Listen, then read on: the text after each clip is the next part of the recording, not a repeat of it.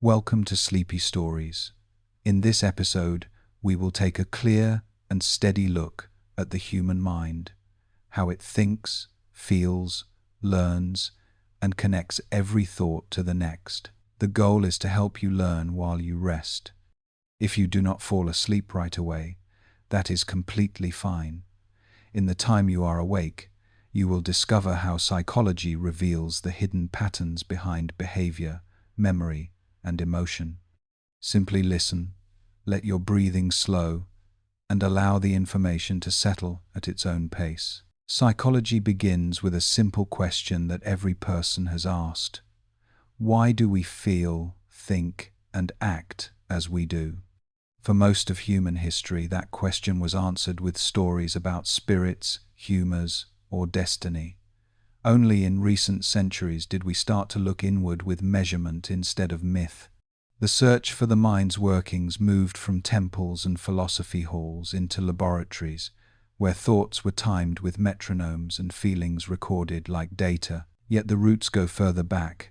In ancient Greece, Plato compared memory to wax that impressions could shape. Aristotle described association, the way one idea brings another to life.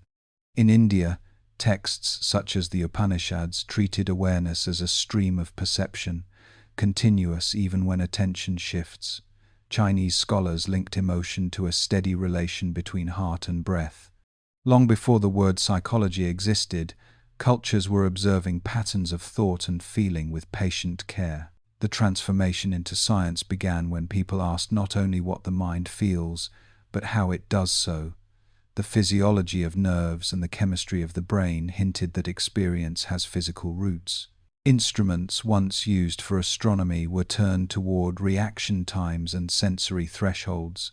A soft click, a point of light, a simple tone, each was used to measure how long the mind needs to notice and decide. Every small trial peeled back a layer of mystery without disturbing the calm of the observer. Early researchers tried to use introspection as a lens.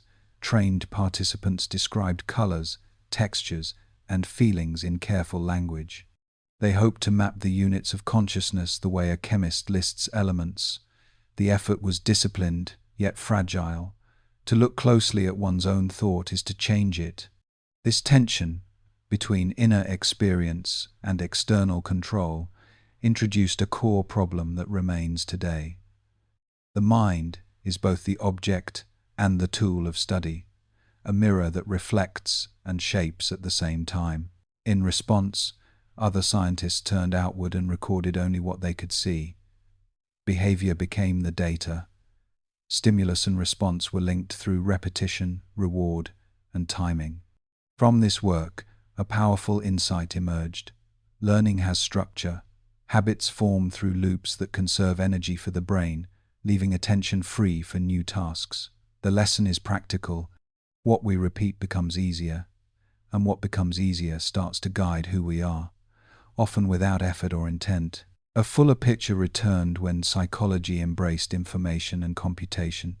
The mind was not only a set of reactions, it was a system that encodes, stores, and retrieves. Attention sets the stage for perception. Memory records some scenes and discards others.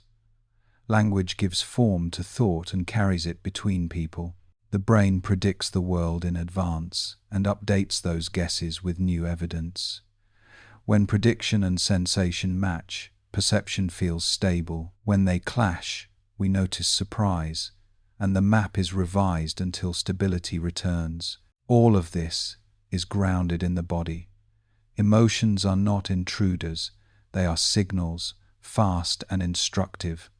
A held breath may bring a rise in heart rate. A released breath may soften the chest and slow the pulse.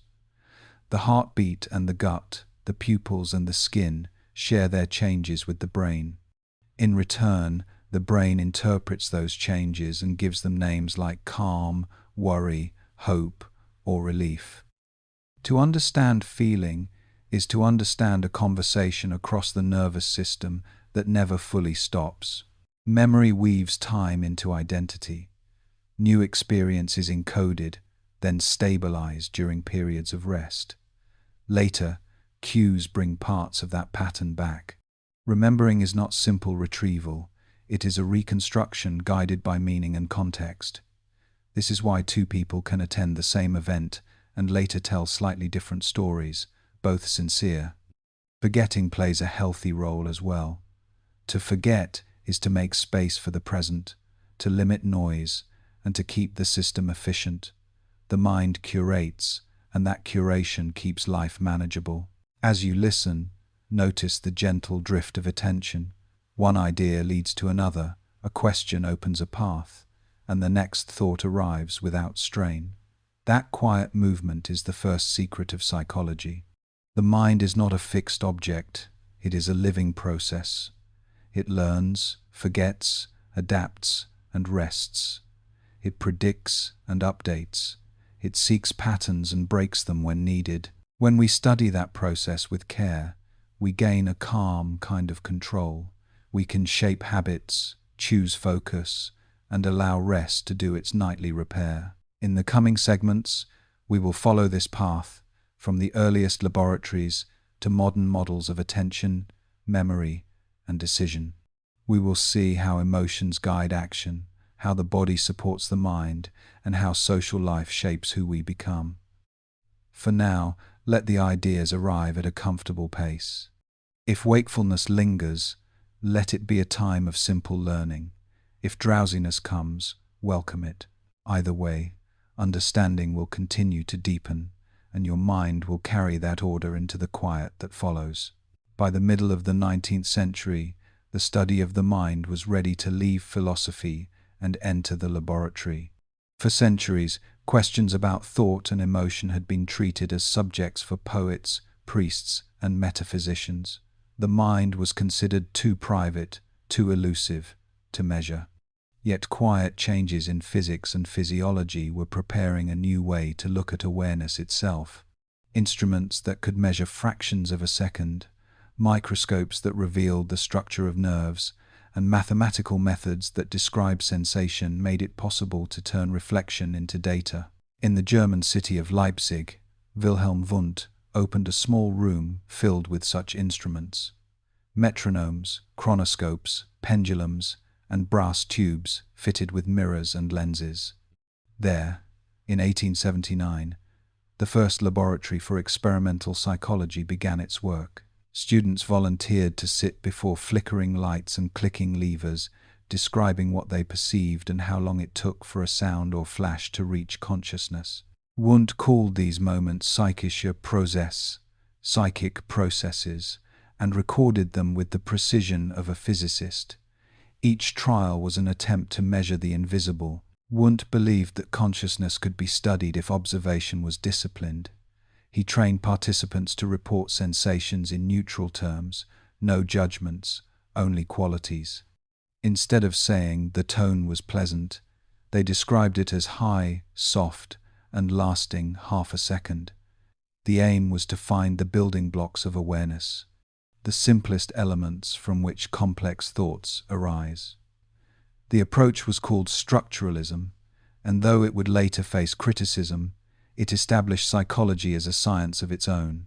The act of turning inward under controlled conditions gave the mind a place beside chemistry, biology, and physics. Around Wundt, a generation of students carried these methods across Europe and America.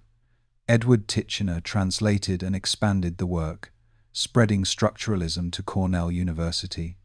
Meanwhile, other researchers were exploring the physiological side of perception. Hermann von Helmholtz measured the speed of nerve impulses and showed that thought travels slower than light and sound, proving that mental life follows physical law. Ernst Weber and Gustav Fechner investigated how much a stimulus must change before a person notices a difference. From their calculations, the first psychophysical equations were born, mathematical descriptions linking external energy to internal sensation. These pioneers shared a conviction that experience could be studied without reducing it to speculation. They brought patience and discipline to what had once been purely introspective. The metronome became a partner in discovery. The ticking of its rhythm marked the boundary between perception and attention. For the first time, Researchers could ask not just what a person felt, but how quickly and precisely those feelings formed. The atmosphere in those early laboratories was quiet and exacting. Students recorded results by hand, counting seconds on mechanical timers, repeating each task hundreds of times to smooth out error. The light from gas lamps flickered on polished brass instruments, and the air smelled faintly of oil and ink. Behind this calm scene lay an immense shift in thinking. The human mind was being treated as a natural phenomenon, governed by laws that could be tested. The early data were imperfect, yet the method itself changed everything. Psychology no longer depended on philosophy's debates about the soul. It could now produce graphs, averages, and error margins.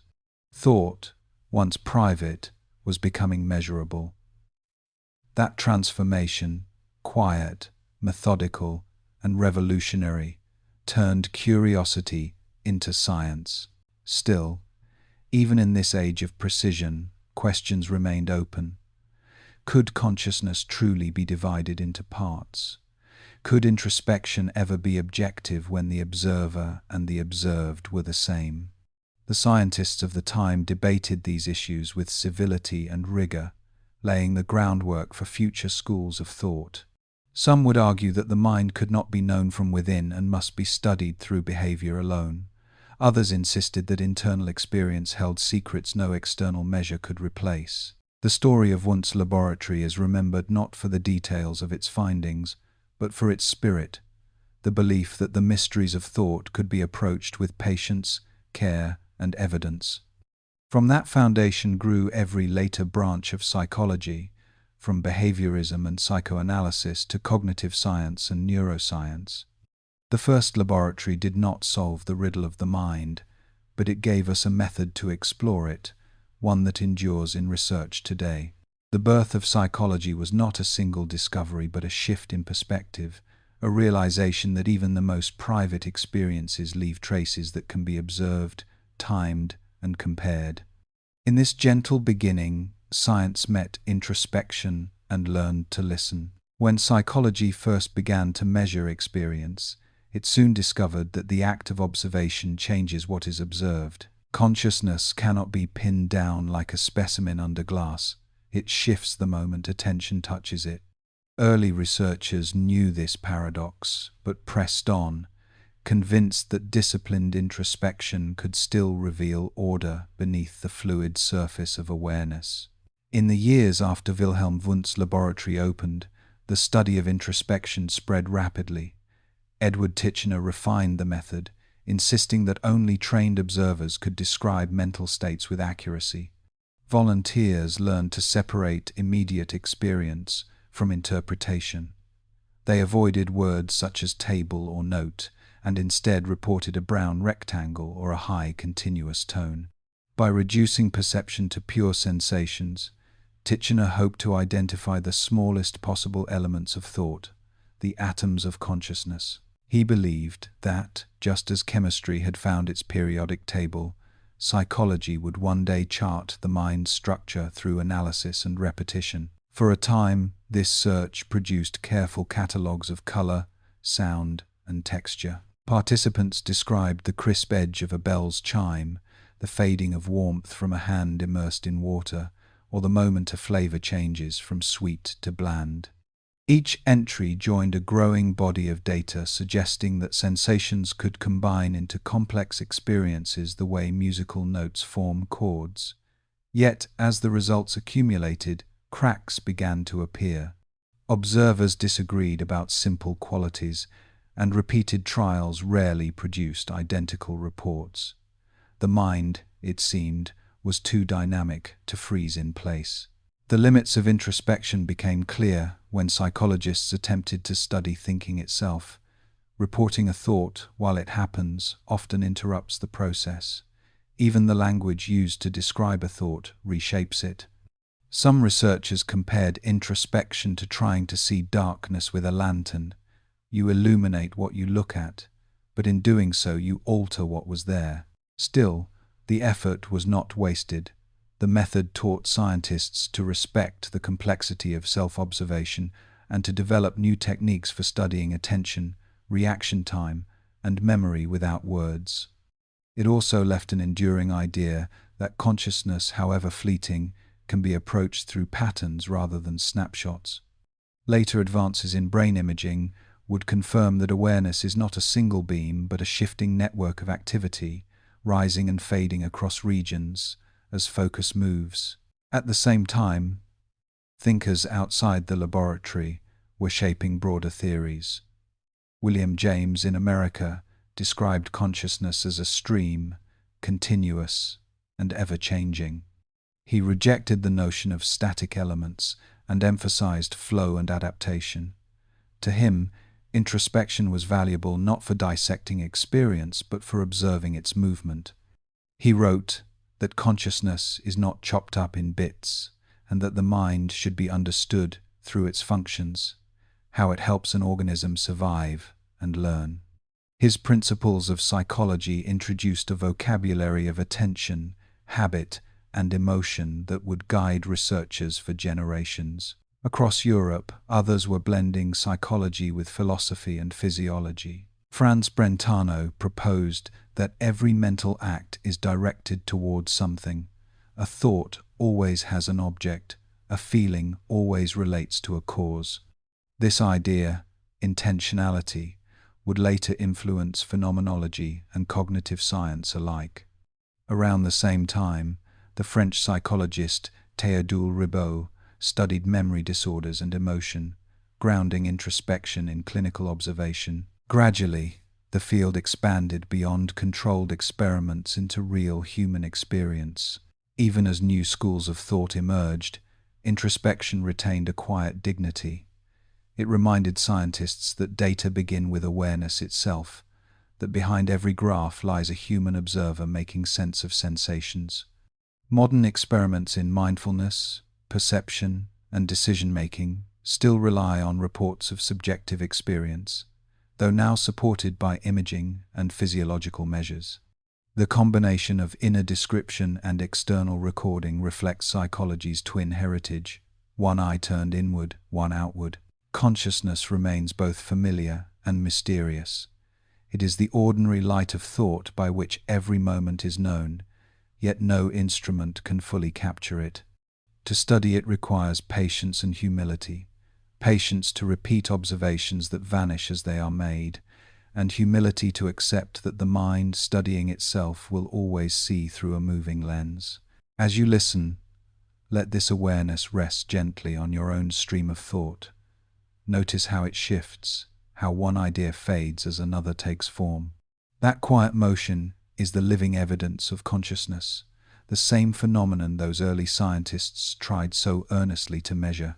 Their work, meticulous and imperfect, laid the foundation for a science that continues to ask how awareness arises and why it matters. In that question, the investigation they began still flows. By the early 20th century, psychology faced a crisis of confidence. The methods of introspection, precise yet fragile, had produced volumes of data but little agreement. Observers described the same tone or color differently, and results shifted from one laboratory to the next. To many, it seemed that studying the mind from within could never yield the reliability expected of a science.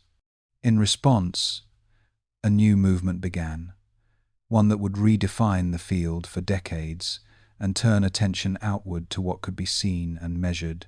In 1913, an American psychologist named John B. Watson published a paper titled "Psychology as the Behaviorist Views It." He argued that psychology should abandon speculation about consciousness and focus only on observable behavior. Thoughts and feelings, he said, could not be directly measured, but actions could. Behaviorism was born from that call for objectivity.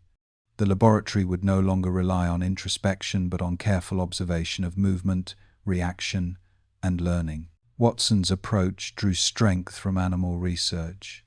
Ivan Pavlov, a Russian physiologist, had already shown that dogs could learn to associate a neutral sound with food, salivating when they heard a bell even if no meal followed.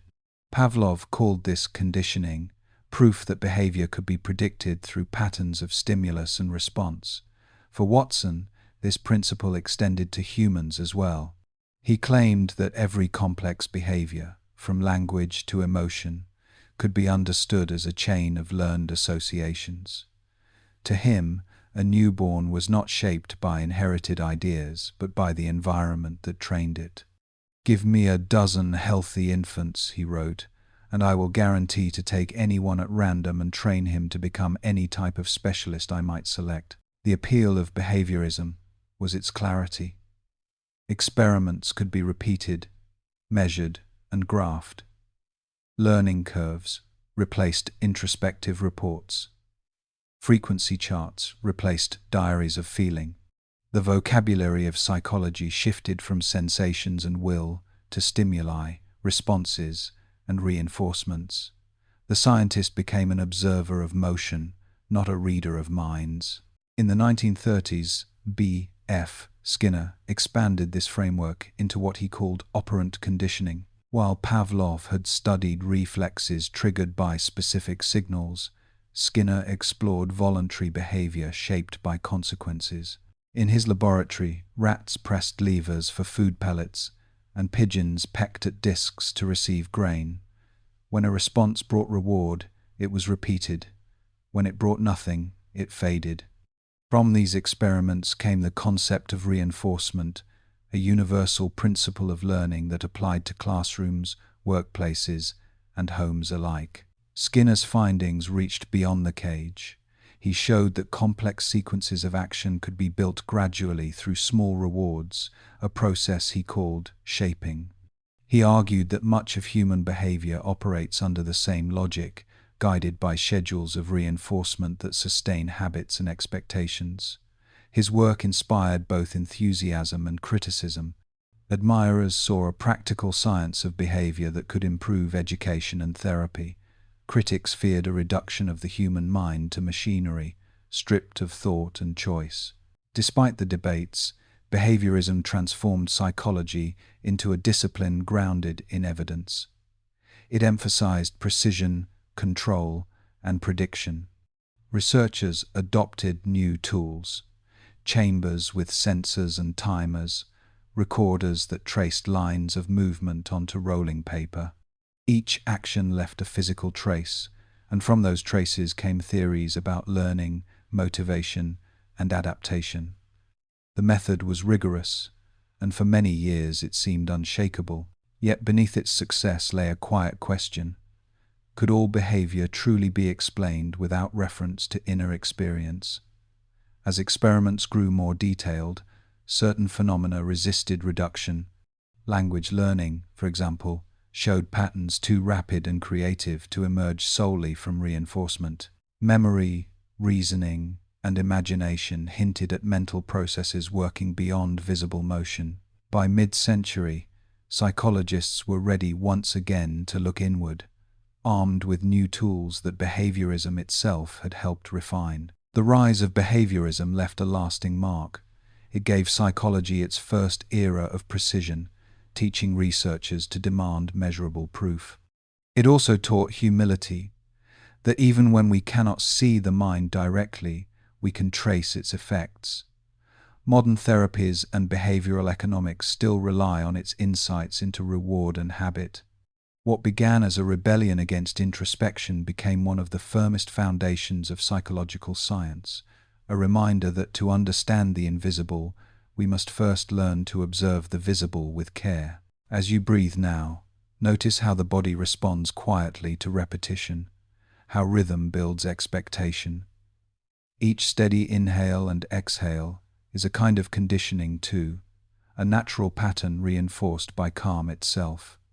The same principles that guide experiments also guide rest, reminding us that the mind and body learn peace through practice. Learning is one of the most powerful forces in nature. From the way a child speaks to the path a bird takes toward food, nearly every action is shaped by experience. Psychology's early behaviorists were drawn to this universality. They believed that by uncovering how learning works, they could explain adaptation itself, how patterns form, strengthen, or fade. Conditioning became the key to that understanding. The story begins with Ivan Pavlov. While studying digestion in dogs, he noticed that his animals began to salivate not only when food was presented but also when footsteps approached. Something in their brains had linked a neutral cue to a biological response. Pavlov began to test this systematically. He rang a bell just before feeding. After several pairings, the sound alone was enough to trigger salivation. The dogs had learned through association. The event that came before predicted what came next. Pavlov called this classical conditioning, and it revealed that the nervous system could connect signals in time to anticipate outcomes. A tone could stand for food, a light for safety, a scent for danger. The discovery spread quickly, not because it was complex, but because it was simple, repeatable, and observable. The same process was soon demonstrated in humans.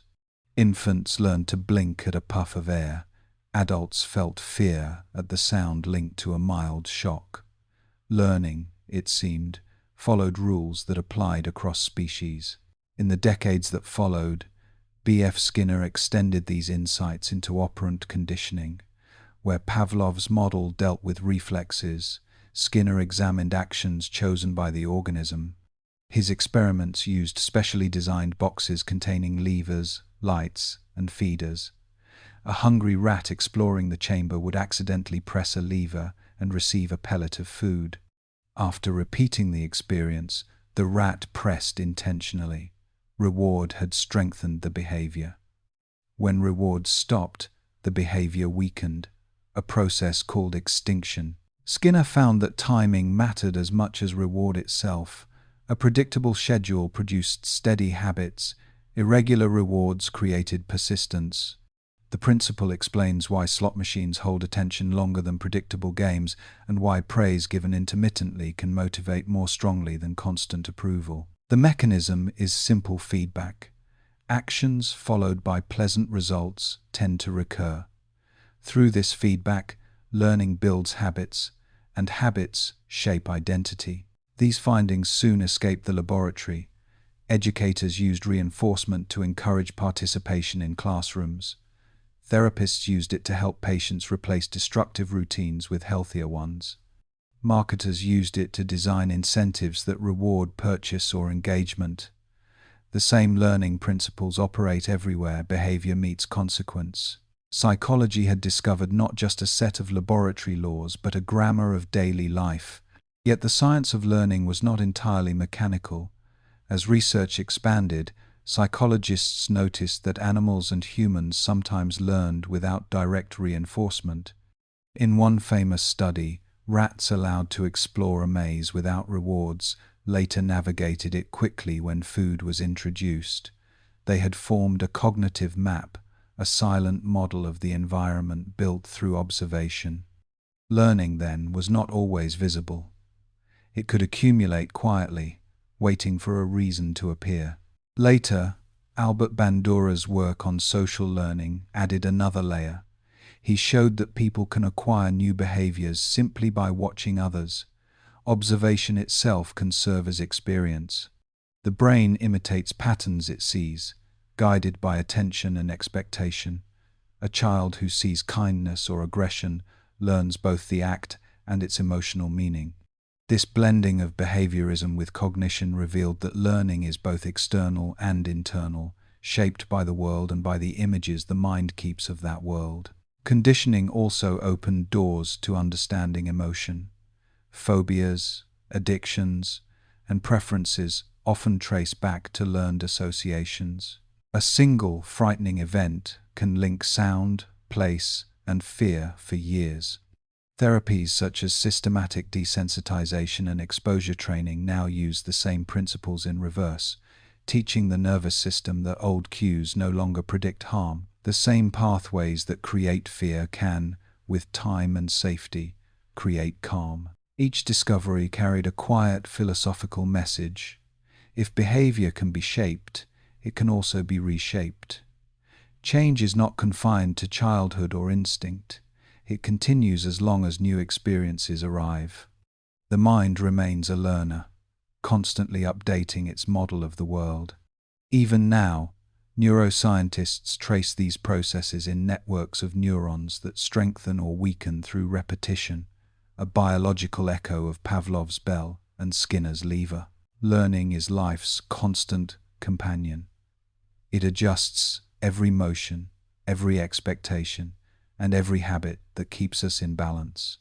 As you rest and listen, that same machinery hums quietly in your own brain, forming links between words, meanings, and emotions. Without effort, understanding takes root. The science that began with dogs and bells describes something far deeper: the ceaseless capacity of the mind to adapt, to change, and to remember what matters. Sleep is one of the mind's oldest laboratories. Long before scientists measured brainwaves, people noticed that thought continued after consciousness faded. Dreams carried fragments of memory and emotion, mixing them into images that seemed to speak in code. Early psychologists were fascinated by this nightly transformation, believing that in sleep the hidden parts of the mind revealed themselves. Today, instruments confirm what those observers sensed intuitively. During rest, the brain remains intensely active, reorganizing the experiences of the day into lasting patterns. The story of sleep in psychology begins with observation rather than theory. In the 19th century, researchers recorded the rhythms of breathing and pulse in sleeping volunteers, noting that these patterns changed predictably through the night. When electroencephalography arrived in the 20th, a new picture emerged. The brain did not simply shut down, it cycled through distinct stages. During light sleep, waves slowed but remained regular. In deep sleep, they expanded into broad, synchronized pulses that restored energy and immune balance. Then, roughly every 90 minutes, the pattern broke into rapid bursts of activity.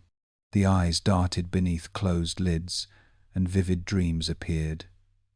This stage, rapid eye movement, or REM, became psychology's window into the subconscious.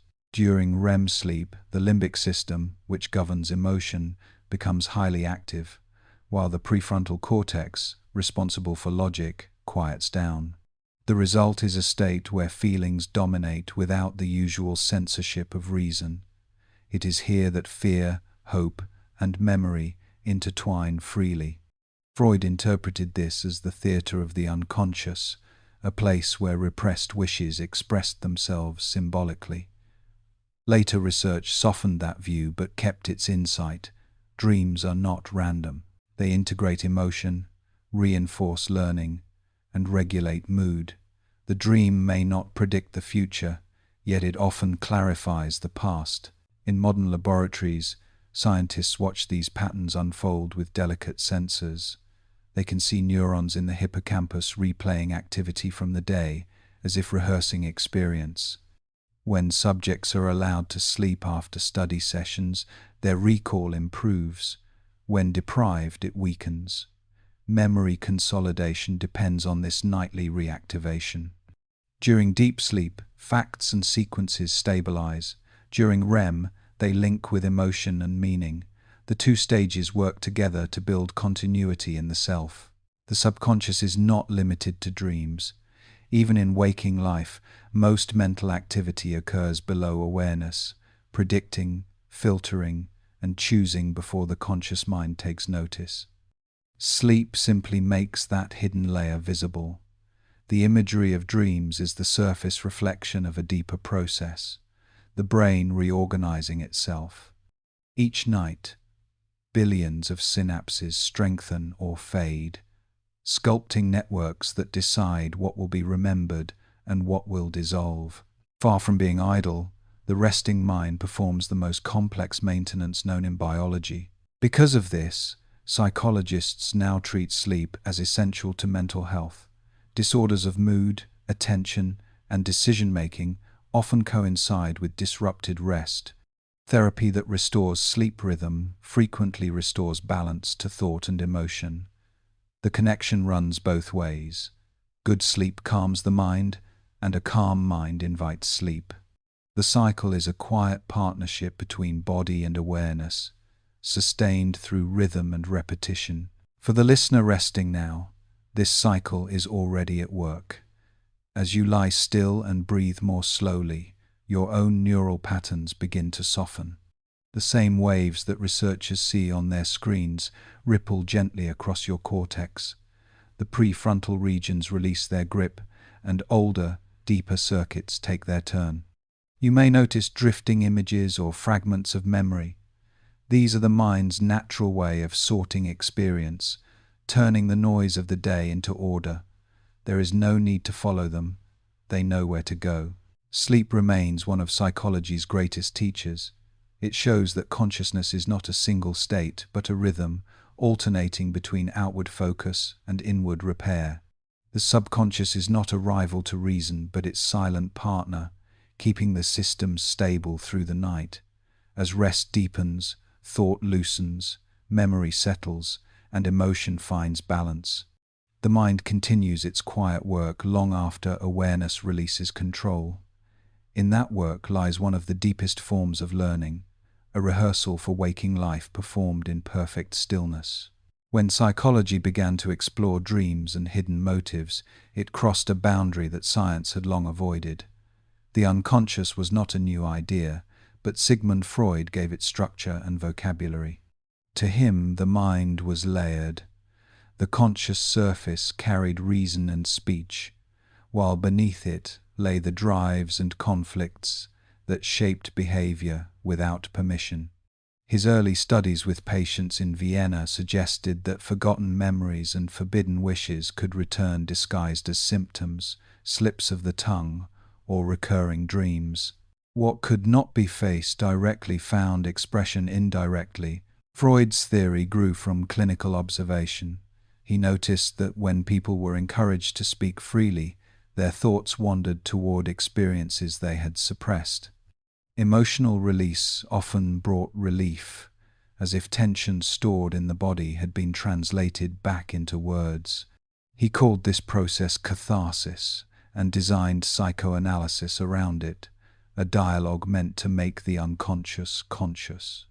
Concepts such as repression, projection, and defense mechanisms entered psychology from this model, offering a map of how the mind protects itself from conflict. Though many details of Freud's system would later be questioned, his central insight endured. Much of human life unfolds outside awareness. Everyday choices arise from motives shaped by early experience, culture, and biology. Later theorists refined or challenged his ideas. Carl Jung described a collective unconscious, a layer of shared imagery that appears across myths and dreams in every society. Alfred Adler emphasized the drive for mastery rather than pleasure, arguing that the need to overcome inferiority fuels ambition and growth. Each of these views added dimension to the unseen territory beneath thought. As psychology matured, new methods appeared to test these old intuitions. Researchers developed experiments that revealed how unconscious biases influence perception and memory. In the mid-20th century, the Stroop test demonstrated that automatic reading interferes with deliberate control. People cannot help but process meaning even when instructed to ignore it. Later, studies of priming showed that subtle cues, images flashed too briefly to notice, could alter behavior and preference. The unconscious, once a poetic idea, now had measurable effect. Modern neuroscience added further evidence. Brain imaging techniques revealed patterns of activity predicting a choice a fraction of a second before the person became aware of deciding. Circuits in the basal ganglia and limbic system prepare actions and emotions long before conscious reasoning joins in. These findings did not erase free will but reframed it. Consciousness may be the last step in a longer chain of preparation. Awareness observes and sometimes vetoes impulses already in motion. Yet the unconscious is not only a storehouse of conflict or instinct, it also holds creativity and intuition. Many breakthroughs, scientific, artistic, or personal, arrive suddenly after periods of rest or distraction. the mind continues to work below the surface, combining fragments of memory and knowledge into new patterns. What appears as inspiration is often the result of hidden computation, a synthesis completed outside deliberate control. Modern studies of incubation and insight confirm this. When people step away from a problem, activity in default mode networks reorganizes information until a solution emerges. Therapeutic approaches have adapted these insights with gentleness rather than authority. Instead of interpreting every symbol, many modern analysts focus on helping individuals notice automatic patterns and bring them into awareness. Cognitive behavioral therapy, for example, traces current reactions back to learned assumptions, replacing the Freudian couch with practical exercises in reflection and change. The goal remains the same: to translate the unspoken into understanding, but the language has shifted from myth to method. The unconscious continues to influence how we relate, create, and remember. It guides attention toward what feels relevant, filters information too quickly for thought, and sometimes sabotages intention when emotion disagrees with reason. To recognize its presence is to accept that consciousness is not the whole mind but its visible edge. Beneath every deliberate act lies a current of automatic processing, shaped by both history and biology. That current continues in silence. Breathing and heartbeat adjust without command, memories consolidate, and subtle emotions drift through the edges of awareness. The unseen machinery that Freud once imagined is real in every brain, a collaboration of systems working together to maintain equilibrium. You do not need to direct it. It has been guiding life since the first moment of wakefulness. The unconscious is not an enemy to be conquered, but a partner that never sleeps, carrying the work of the mind into the calm beneath thought. For much of history, emotion was treated as the opposite of reason, a disturbance that clouded judgment. Ancient philosophers spoke of passions that needed control, while early scientists looked for ways to isolate rational thought from feeling. Psychology gradually overturned that view. Emotion, it found, is not an intruder but an essential form of information, a rapid system for assessing what matters, long before logic can respond. Every heartbeat, facial muscle, and chemical pulse carries messages about safety, threat, and connection. The first modern theories of emotion appeared in the late 19th century. William James and the Danish physiologist Carl Lang proposed that feelings arise from the body's reactions. According to their theory, we do not tremble because we are afraid. We feel fear because we tremble. The racing heart, the tightening chest, the shallow breath, these bodily changes are interpreted by the brain as emotion. Around the same time, another pair of scientists, Walter Cannon and Philip Bard, suggested the opposite, that the brain's emotional centers trigger physical reactions and feelings simultaneously. Their debate shaped research for decades, reminding psychology that emotion cannot be separated from physiology. Later studies revealed that both views held part of the truth. Signals from the body and appraisals from the brain interact constantly. The limbic system, particularly the amygdala, scans incoming sensory information for relevance to survival. When it detects something important, a threat, a reward, a familiar face, it sends rapid instructions to the rest of the body. Hormones shift, attention sharpens, muscles prepare. A fraction of a second later, the cortex interprets these signals and names them: fear, joy, anger, curiosity. What we call feeling is the mind's interpretation of the body's communication. Psychologist Paul Ekman demonstrated that some emotions are universal. In studies across cultures, people recognize the same basic expressions of happiness, sadness, fear, anger, disgust, and surprise.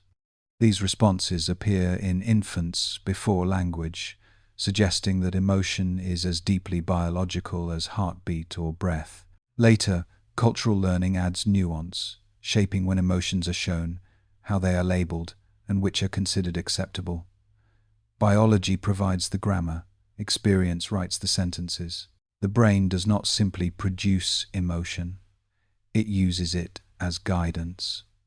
Each feeling functions as a rapid hypothesis about what to do next. Anxiety warns of risk and prepares vigilance. Gratitude strengthens social bonds. Sadness conserves energy and signals the need for support. Even anger, often maligned, helps protect boundaries and motivate change.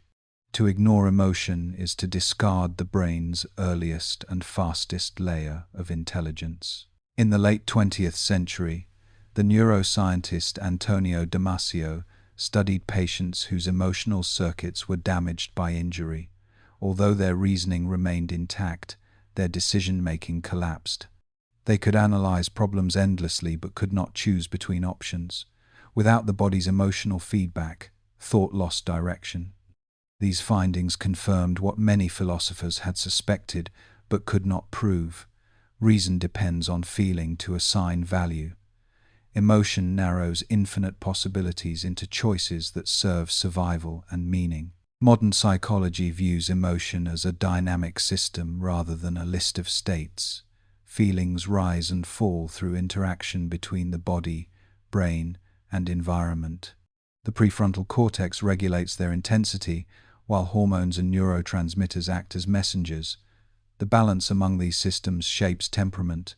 Some people's circuitry favors alertness, others calm. Experience modifies these patterns, teaching the brain when to respond and when to rest. Through this learning, emotional life becomes both flexible and stable, sensitive enough to adapt, steady enough to endure. Understanding emotion has transformed therapy and education. Where once feelings were dismissed, they are now recognized as central to learning and health. Emotional awareness helps individuals identify stress before it overwhelms, communicate needs more clearly, and recover faster from difficulty. Techniques such as mindfulness and biofeedback train people to observe bodily signals with curiosity rather than judgment. By naming sensations, they activate regions of the brain that calm the storm. Language becomes a form of regulation. As you listen, you may notice your own quiet signals, the rhythm of breath, the warmth of skin, the subtle pulse behind thought. These are the same indicators that guided our ancestors through danger and safety alike. In moments of rest, they slow, allowing balance to return.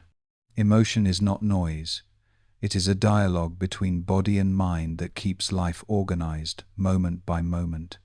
Every calm heartbeat carries a message of equilibrium, a reminder that feeling, when understood, is not a weakness but a form of clarity. Psychology continues to map this conversation with growing precision. From the firing of neurons to the stories people tell, emotion links the biological with the personal. It is the thread that weaves instinct into reflection, turning survival into experience and sensation into meaning. To feel is to know, in the body's language, what the mind must learn to say. Attention is the mind's most limited and valuable resource. Every second, the senses deliver millions of bits of information, yet consciousness can hold only a few at a time. To survive, the brain must filter, choosing what to amplify and what to ignore. This filtering happens so smoothly that we seldom notice its complexity. In each moment, attention shapes the very world we perceive, turning chaos into order, noise into pattern, and perception into understanding. The earliest laboratory studies of attention emerged from the same tradition that measured reaction times and perception. Researchers discovered that people can respond to one stimulus faster when others are excluded. This suggested that attention acts as a gate, selective, flexible, and easily fatigued. Later experiments confirmed that the gate can narrow or widen depending on context. When danger threatens, it contracts to focus on the threat. When curiosity dominates, it expands to explore. The mechanism works through coordination between the parietal cortex, which directs spatial focus, and the frontal lobes, which set priorities. The thalamus acts as relay, distributing sensory traffic to the correct cortical regions. Together, these systems create the stream of awareness we call concentration. One of the most famous demonstrations of selective attention came in the 20th century through an experiment known as the cocktail party effect. In a crowded room full of voices, a person can focus on one conversation and tune out the rest until someone across the room says their name. The brain monitors unattended channels unconsciously, ready to shift focus when something significant appears. This balance between focus and vigilance allows survival in a noisy world. Total exclusion would be dangerous, total openness, overwhelming. In another experiment, volunteers were asked to count basketball passes in a video. Many failed to notice a person in a gorilla suit walking through the scene. The study revealed inattentional blindness, the striking fact that when attention is fully occupied, large events can pass unseen. The lesson was simple but profound. Seeing is not purely visual. It is cognitive. We perceive what attention allows, and we miss what it withholds. Attention also determines memory. Information not attended rarely enters long-term storage. The hippocampus records only what the cortex tags as relevant.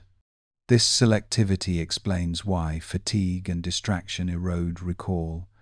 They disrupt the signal that marks importance. Modern imaging studies show how focused tasks increase activity in the dorsal attention network, while daydreaming activates the default mode network instead. The two systems alternate like phases of breath, one drawing the world in, the other drifting through imagination.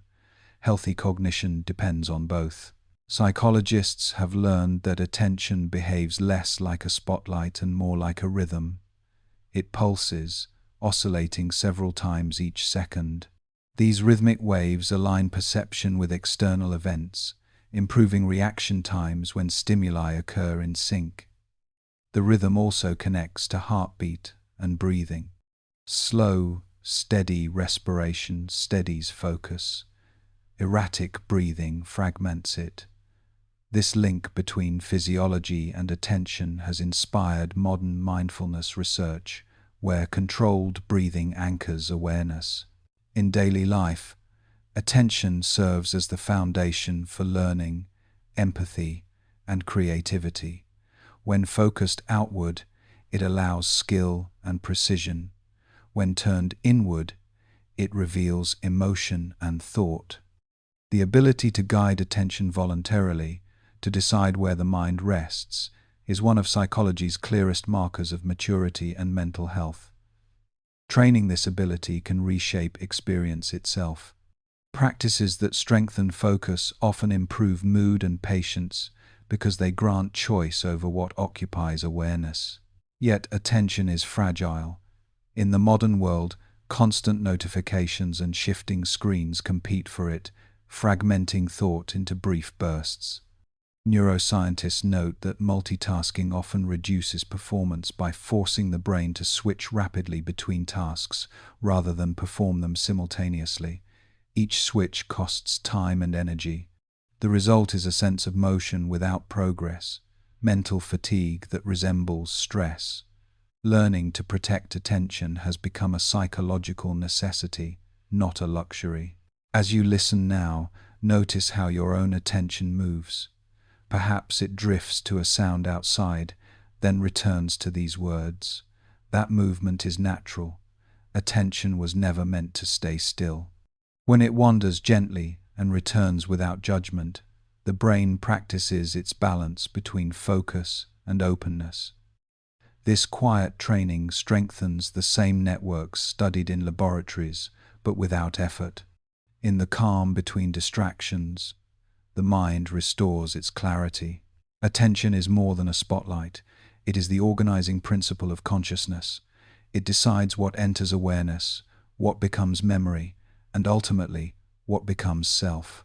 To understand attention is to understand the architecture of the mind's limited space, a structure built anew each moment by what we choose to notice. Memory is the mind's means of traveling through time. It allows the present to contain traces of the past and predictions of the future. Without it, every moment would stand alone. Familiar sensations would mean nothing, and identity itself would dissolve. Psychology's exploration of memory began with simple lists of syllables and has grown into the mapping of entire neural systems. Through it all, the same mystery remains: how experience becomes information, how information becomes story, and how story becomes self. The first systematic studies of memory were conducted by Hermann Ebbinghaus in the 19th century. He used nonsense syllables to remove meaning and measured how quickly he forgot them over time. The results produced the first forgetting curve, a pattern showing that loss is steep at first and then slows, stabilizing into long-term memory. Ebbinghaus also discovered relearning, finding that once something has been learned, it can be mastered again more quickly, even after it appears forgotten. These simple graphs revealed that memory obeys laws of repetition and decay. Later researchers uncovered the architecture behind those laws. Sensory information first enters a fleeting register, then moves to short-term storage. Only a small fraction passes into long-term memory, a process that requires rehearsal, attention, and emotional significance.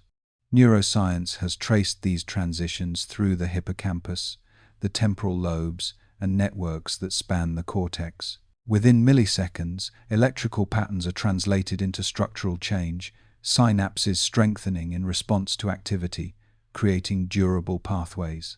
In this way, experience reshapes the brain's physical landscape. Different forms of memory depend on different systems.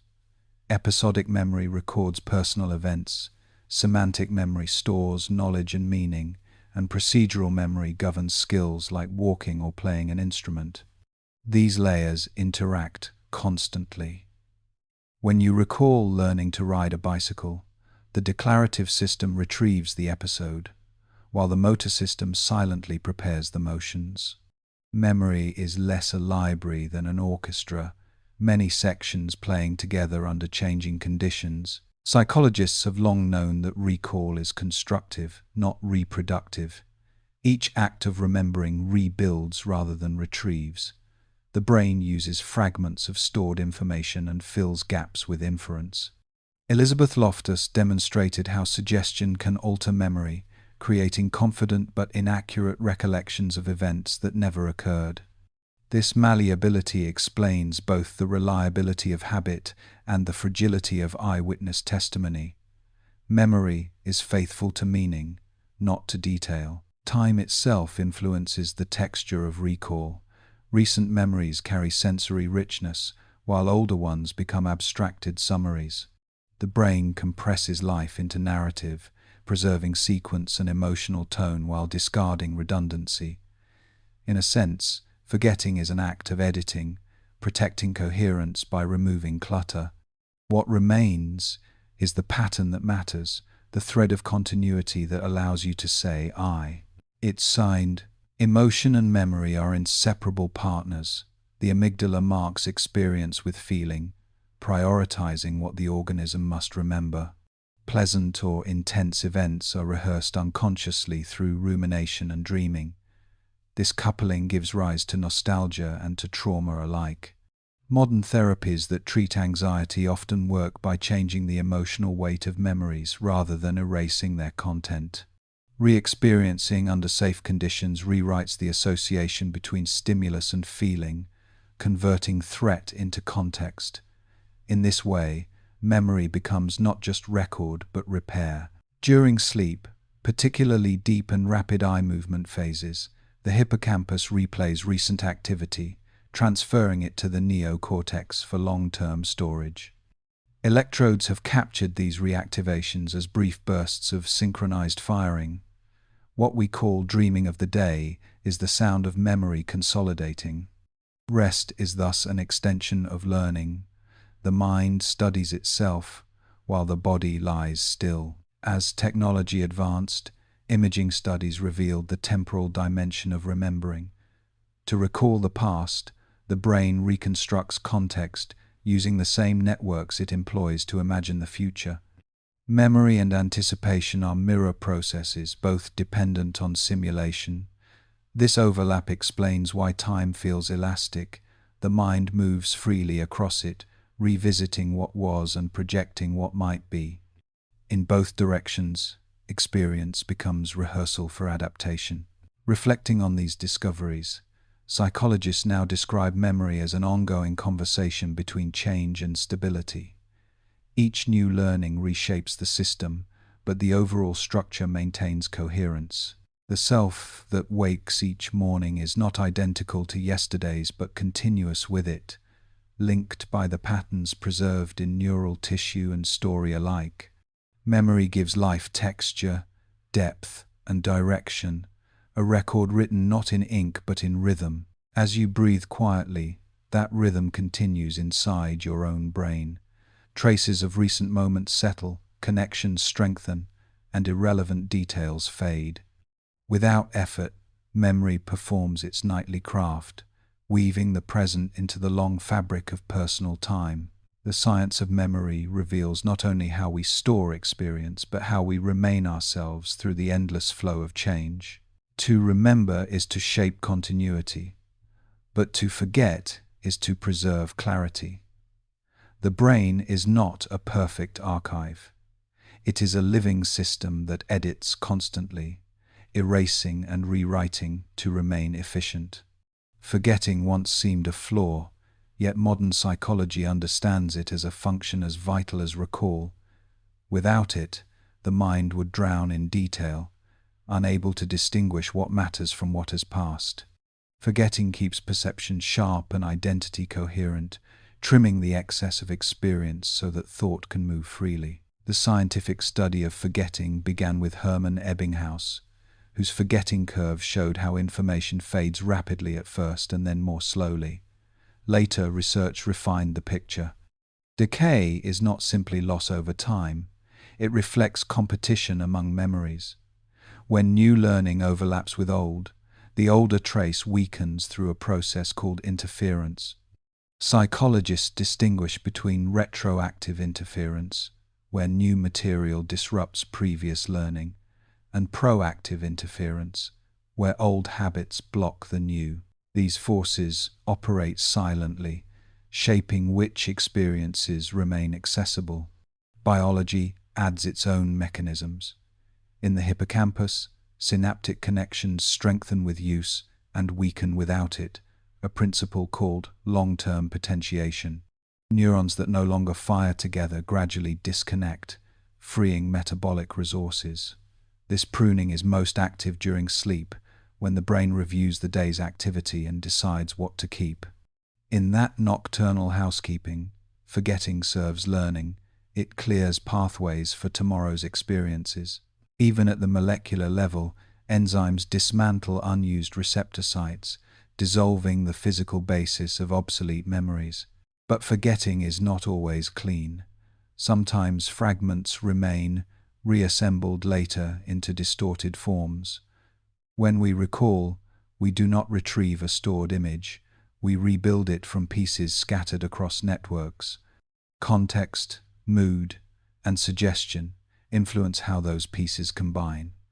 This reconstruction makes memory flexible yet vulnerable. Experiments by Elizabeth Loftus demonstrated how simple phrasing can alter recollection. When witnesses to an accident were asked how fast the cars smashed versus bumped, their reported speeds differed. Some even remembered broken glass that had never been there. The mind seeks narrative coherence, and in doing so, it sometimes trades accuracy for meaning. Emotion plays a decisive role in distortion. Stress hormones such as cortisol heighten memory for central details but blur the periphery. Traumatic events may be recalled with sensory intensity yet fragmented sequence. Pleasant memories, in contrast, are often polished by time, their edges softened by repetition. This emotional editing helps maintain stability, but it also reshapes history. Each retelling updates the story to fit current understanding, a process known as reconsolidation. What feels like remembering is, biologically, rewriting. Neuroscience has even identified conditions under which memories can be modified. When a stored trace is reactivated, it enters a brief phase of instability before being restabilized. During that window, new information can integrate with the old. Therapists use this principle to reduce fear responses. By recalling a painful memory in a calm environment, the emotional tone can change without erasing the fact. Forgetting becomes not deletion but transformation, the replacement of threat with context. For everyday life, this adaptive forgetting prevents overload. The brain's limited capacity forces choice, and attention acts as the selection tool. Information unattended soon fades. Rehearsal preserves what is used. Modern digital life complicates this balance. External storage remembers everything, while the mind, evolved for scarcity, still prefers to release. Psychologists call this cognitive offloading. It spares mental energy but can weaken internal memory, leaving individuals dependent on devices. The challenge of the information age is to forget wisely, to decide what must remain within and what can safely reside without. Distortion, though sometimes troublesome, reveals a deeper truth. Memory's purpose is not historical record, but guidance. We remember in order to predict. By blending experience with imagination, the brain builds models of what may come next. Perfect accuracy would freeze adaptation. Flexible distortion enables growth. The errors of recall are the mind's way of rehearsing possibility. As you breathe softly, traces of the day are already being sifted and arranged. Some details will remain, others will dissolve into the calm background of rest. This natural forgetting is not loss but balance, a nightly act of maintenance that keeps understanding fresh. In the quiet between memory and oblivion, the mind performs its most delicate judgment, what to carry forward and what to let go. From that ongoing exchange, identity renews itself with every sunrise. Dreaming is the mind's most vivid form of imagination. While the body rests, the brain continues to create, combining fragments of memory, sensation, and emotion into scenes that feel as real as waking life. For centuries, people believed dreams carried prophecies or divine messages. Modern psychology has replaced that mystery with another kind of wonder, the recognition that dreaming is a natural process of mental maintenance, a nightly rehearsal that blends creativity with emotional regulation. Scientific study of dreams began in the 20th century, when electroencephalography revealed the stages of sleep. Researchers noticed that during rapid eye movement, or REM, the brain's electrical activity resembled that of wakefulness. The sleeper's body was still, but beneath the closed eyelids the eyes darted quickly, tracking invisible images.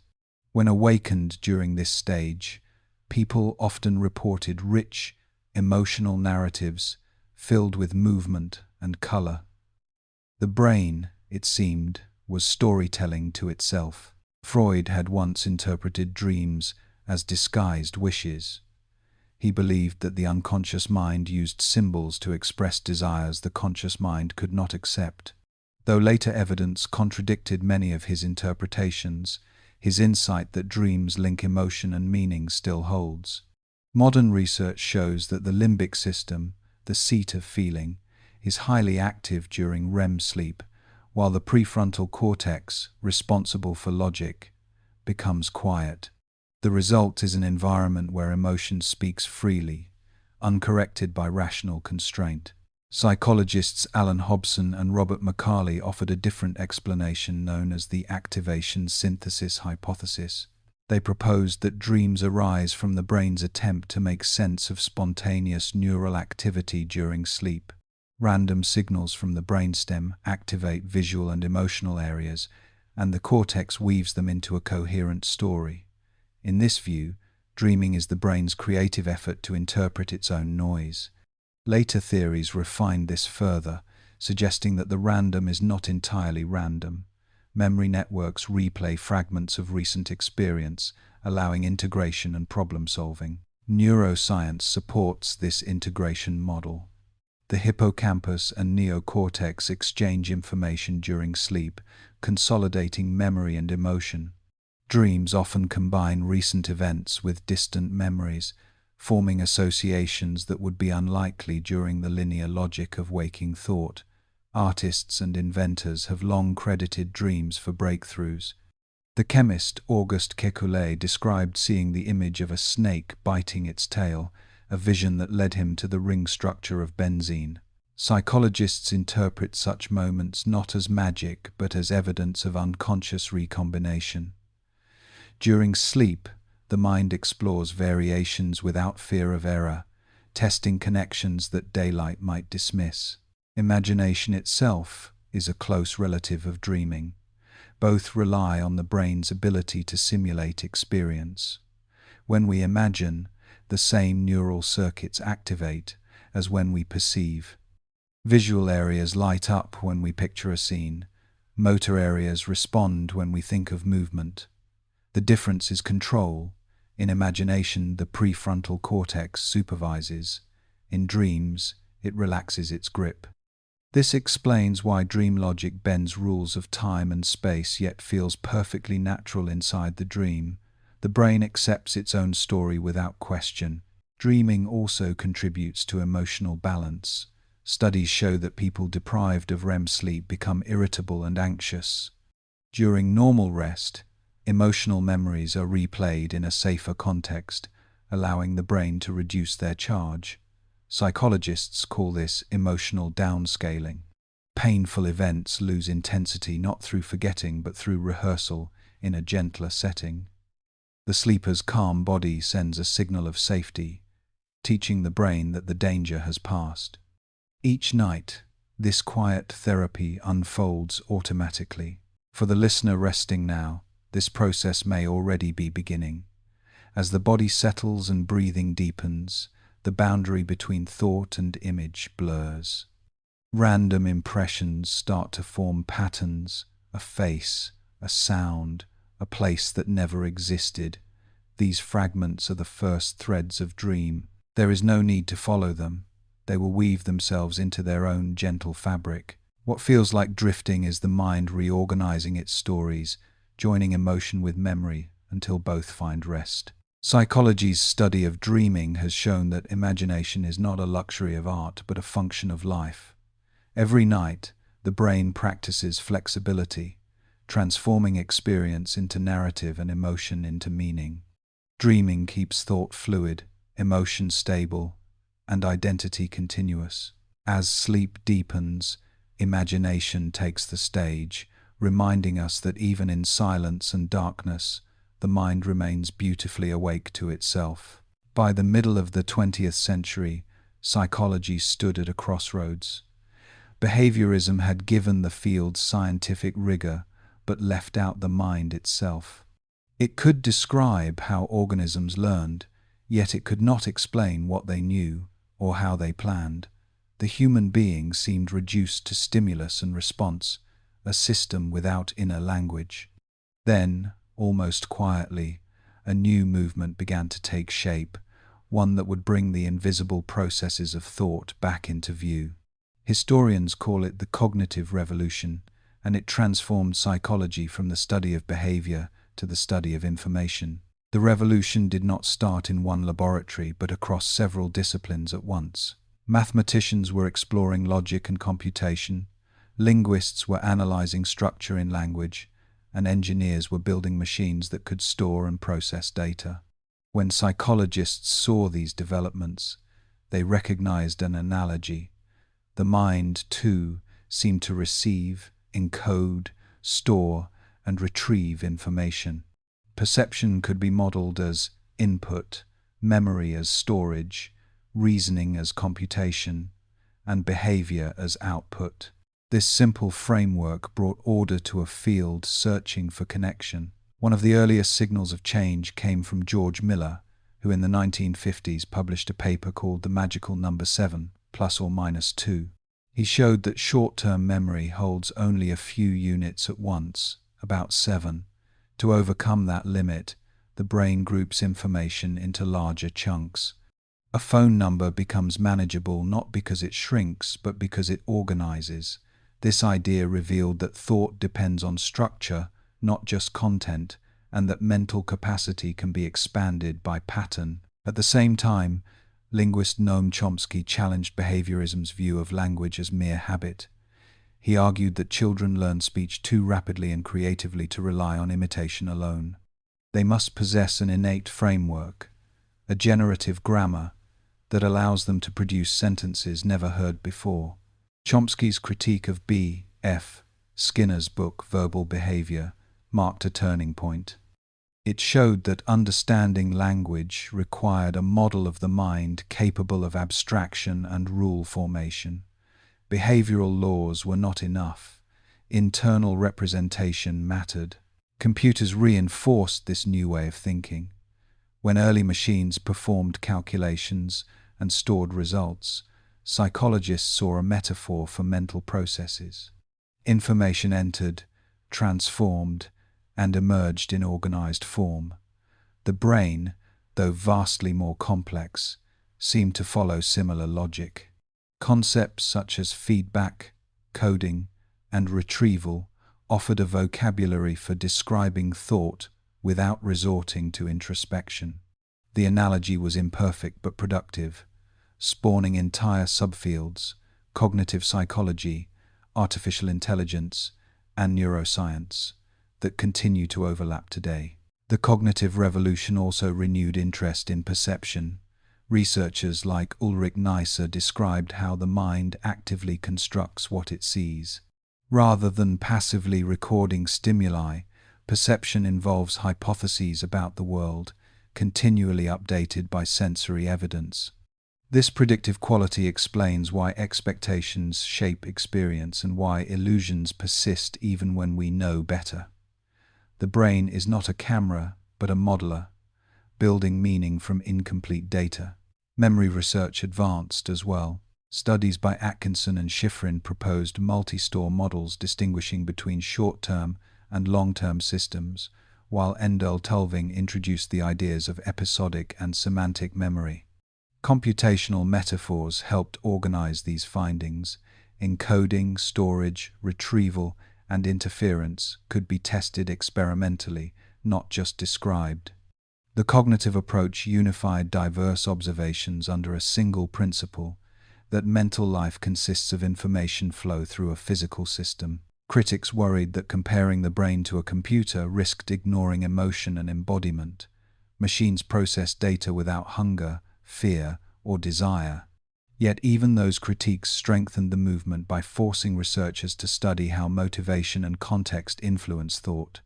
The revolution's strength lay not in a perfect metaphor but in its discipline. It demanded models that could be simulated, predictions that could be tested, and errors that could be corrected. Cognition became measurable.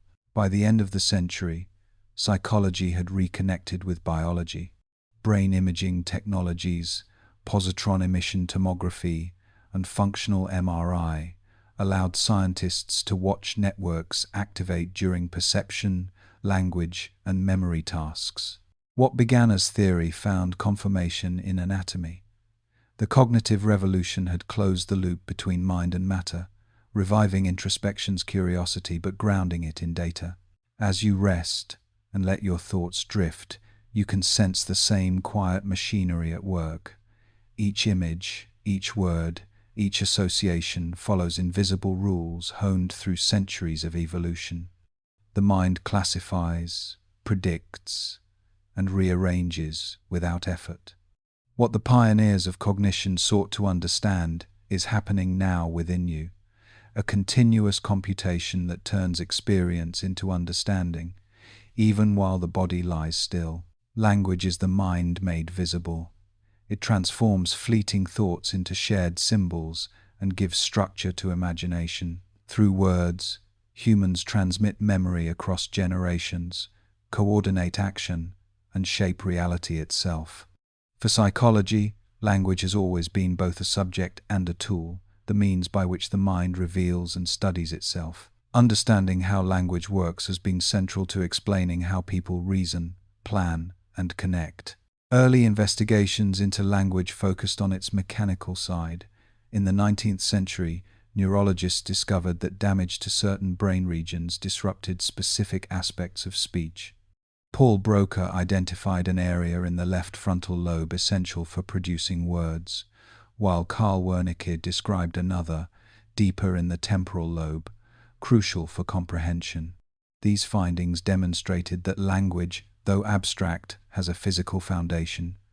Speaking and listening are acts of biology as well as of culture.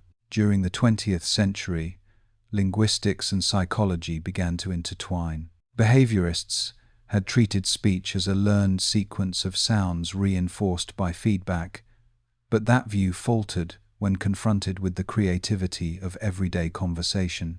Children utter phrases they have never heard before, applying grammar rules spontaneously. Noam Chomsky argued that humans must possess an inborn language faculty, a neural blueprint that allows them to generate infinite expressions from finite elements. This idea, sometimes called universal grammar, reframed language as a mental organ, evolved, specialized, and unique to our species. Psychologists studying development confirmed parts of this picture. Infants show sensitivity to speech rhythms long before they understand words. They distinguish phonemes from any language early on, then narrow their focus to the sounds of their caregivers' tongues. Around the first birthday, comprehension outpaces production, and vocabulary grows in bursts. These milestones suggest a biological schedule, a window during which the brain expects to learn communication. After it closes, new languages can still be learned, but rarely with native fluency. While biology provides the scaffolding, culture fills it with meaning. Each language divides reality differently, emphasizing some distinctions and ignoring others. The linguists Edward Sapir and Benjamin Whorf proposed that these differences influence thought, an idea known as linguistic relativity. Speakers of languages with many color terms, for example, categorize hues more precisely. Those with spatial systems based on cardinal directions navigate differently from those who rely on left and right. Later research showed that language shapes perception subtly rather than rigidly. Words guide attention but do not imprison it. Language and thought dance together, each leading and following in turn. Modern neuroscience has mapped this dance in extraordinary detail. Imaging studies show how Broca's and Wernicke's areas interact with networks across both hemispheres.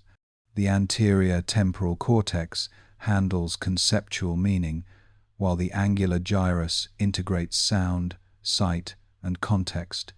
When we read, the brain recreates sensory traces of what the words describe. When we speak, it predicts the listener's response milliseconds ahead. Language, far from being linear, operates as a dynamic conversation among regions, tuned by memory and emotion. Psycholinguistics has revealed how quickly these processes unfold. Within a fraction of a second, the ear converts vibration into neural signals. The brain matches them to stored patterns, and comprehension emerges. Errors such as slips of the tongue expose the underlying architecture, a system balancing speed with precision. The same mechanisms allow metaphor, humor, and creativity. A metaphor activates sensory and emotional circuits simultaneously, letting the brain compare distant concepts and feel their resemblance. In this way, language becomes not just a code, but a bridge between logic and imagination. For psychologists, studying language also means studying connection. Conversation requires theory of mind, the ability to infer another person's perspective.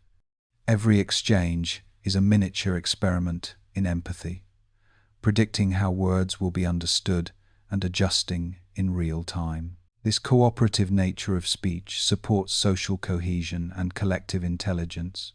The very structure of dialogue mirrors the structure of thought, question, hypothesis, confirmation, revision. The act of speaking refines the idea being spoken. As technology has advanced, researchers have begun modeling language computationally, creating systems that learn patterns of meaning from vast text collections. These models imitate aspects of human prediction, but still lack the grounding of experience. They demonstrate how much structure language provides and how much feeling it still requires. Psychology now faces the challenge of distinguishing between communication that conveys understanding and communication that merely imitates it. As you listen to these words, notice how sound becomes meaning without conscious effort. Your mind predicts what comes next, tests the prediction, and adjusts. The rhythm of language guides breathing and thought alike. Even in rest, words move through the brain like quiet currents, linking past learning to present awareness. Language is not separate from mind. It is its most continuous expression, a flow of symbols through which understanding finds voice. Perception feels effortless. You open your eyes, and the world appears solid, continuous, unquestionable. Yet every color, sound, and texture you experience is a construction. The brain receives raw sensory signals, interprets them through prediction, and produces what seems like direct contact with reality. Psychology's study of perception reveals that what we see is not the world as it is, but the world as the mind expects it to be.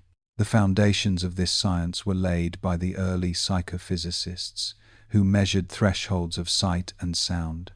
They discovered that perception depends on proportion, not absolute values. A candle is bright only against the surrounding dark. Later experiments showed how the visual system organizes chaos into pattern. Gestalt psychologists described principles such as proximity, similarity, and closure, rules by which the mind groups scattered stimuli into meaningful shapes. A circle partly hidden behind a tree is still seen as a whole circle because the brain fills in what is missing. The process happens instantly and unconsciously, turning fragments into objects and objects into scenes. Modern neuroscience has uncovered the machinery behind this magic. The retina contains photoreceptors that translate light into electrical signals, but interpretation begins immediately. Edges are enhanced, colors balanced, motion detected, long before information reaches the cortex. In the visual brain, specialized regions respond to orientation, depth, and movement. These features then converge in higher areas that assemble them into recognizable forms. Each level refines the next, creating the illusion of a seamless picture. Yet perception is not a one-way flow from eye to brain. It is a dialogue. The brain constantly predicts what the senses will report and compares incoming data to its expectations. When prediction and input align, perception feels stable. When they differ, attention flares and learning occurs. This predictive coding model explains why the world seems consistent despite change. The brain edits reality to preserve coherence, adjusting only when errors accumulate. In effect, we live inside a controlled hallucination that happens to be useful. Illusions reveal the workings of this system. The Muller-Lyer figure, with its arrow-tipped lines, tricks the mind into seeing unequal lengths where none exist. The brain interprets the angles as depth cues, stretching one line as if it recedes into distance. Motion after effects, color contrasts, and phantom limbs all expose the same truth. Perception is inference, not registration. Even pain, long thought purely physical, depends on context and expectation. Athletes may feel little injury in the heat of competition. Chronic sufferers may experience pain from absent causes. The mind's predictions modulate the body's signals. Auditory and tactile senses follow similar logic. The ear converts pressure waves into neural impulses, but the brain decides which belong to the same sound. In conversation, it fills gaps created by noise or overlapping speech. The sense of touch combines input from skin, muscles, and joints to estimate position. When signals conflict, as in virtual reality experiments, the brain resolves them by trust in prior experience. This adaptability allows perception to remain coherent even in new environments. Attention acts as perception sculptor. Among thousands of possible sensations, it highlights the few that fit current goals. The unselected fades to background. This selective process makes perception efficient but subjective. Two people can inhabit the same room and see entirely different worlds depending on what they seek. Expectations built from memory and belief guide interpretation. The world appears stable because our predictions agree, not because it is truly fixed. Psychologists studying cultural perception have shown that habits of attention vary. Individuals raised in dense urban settings often focus on objects and categories, while those from rural or interdependent cultures notice relationships and context. Even the horizon line can shift depending on experience. Perception is thus personal history in motion, shaped by both biology and learning. Philosophers have long wrestled with what this means for truth. If perception is constructed, does objective reality exist? Psychology offers a balanced answer. Reality exists, but it reaches us through translation. The brain's model of the world is never perfect, but it is accurate enough for survival. Evolution tuned our senses to detect what matters: movement, contrast, tone, not every property of matter. The image we inhabit is a simplification that works.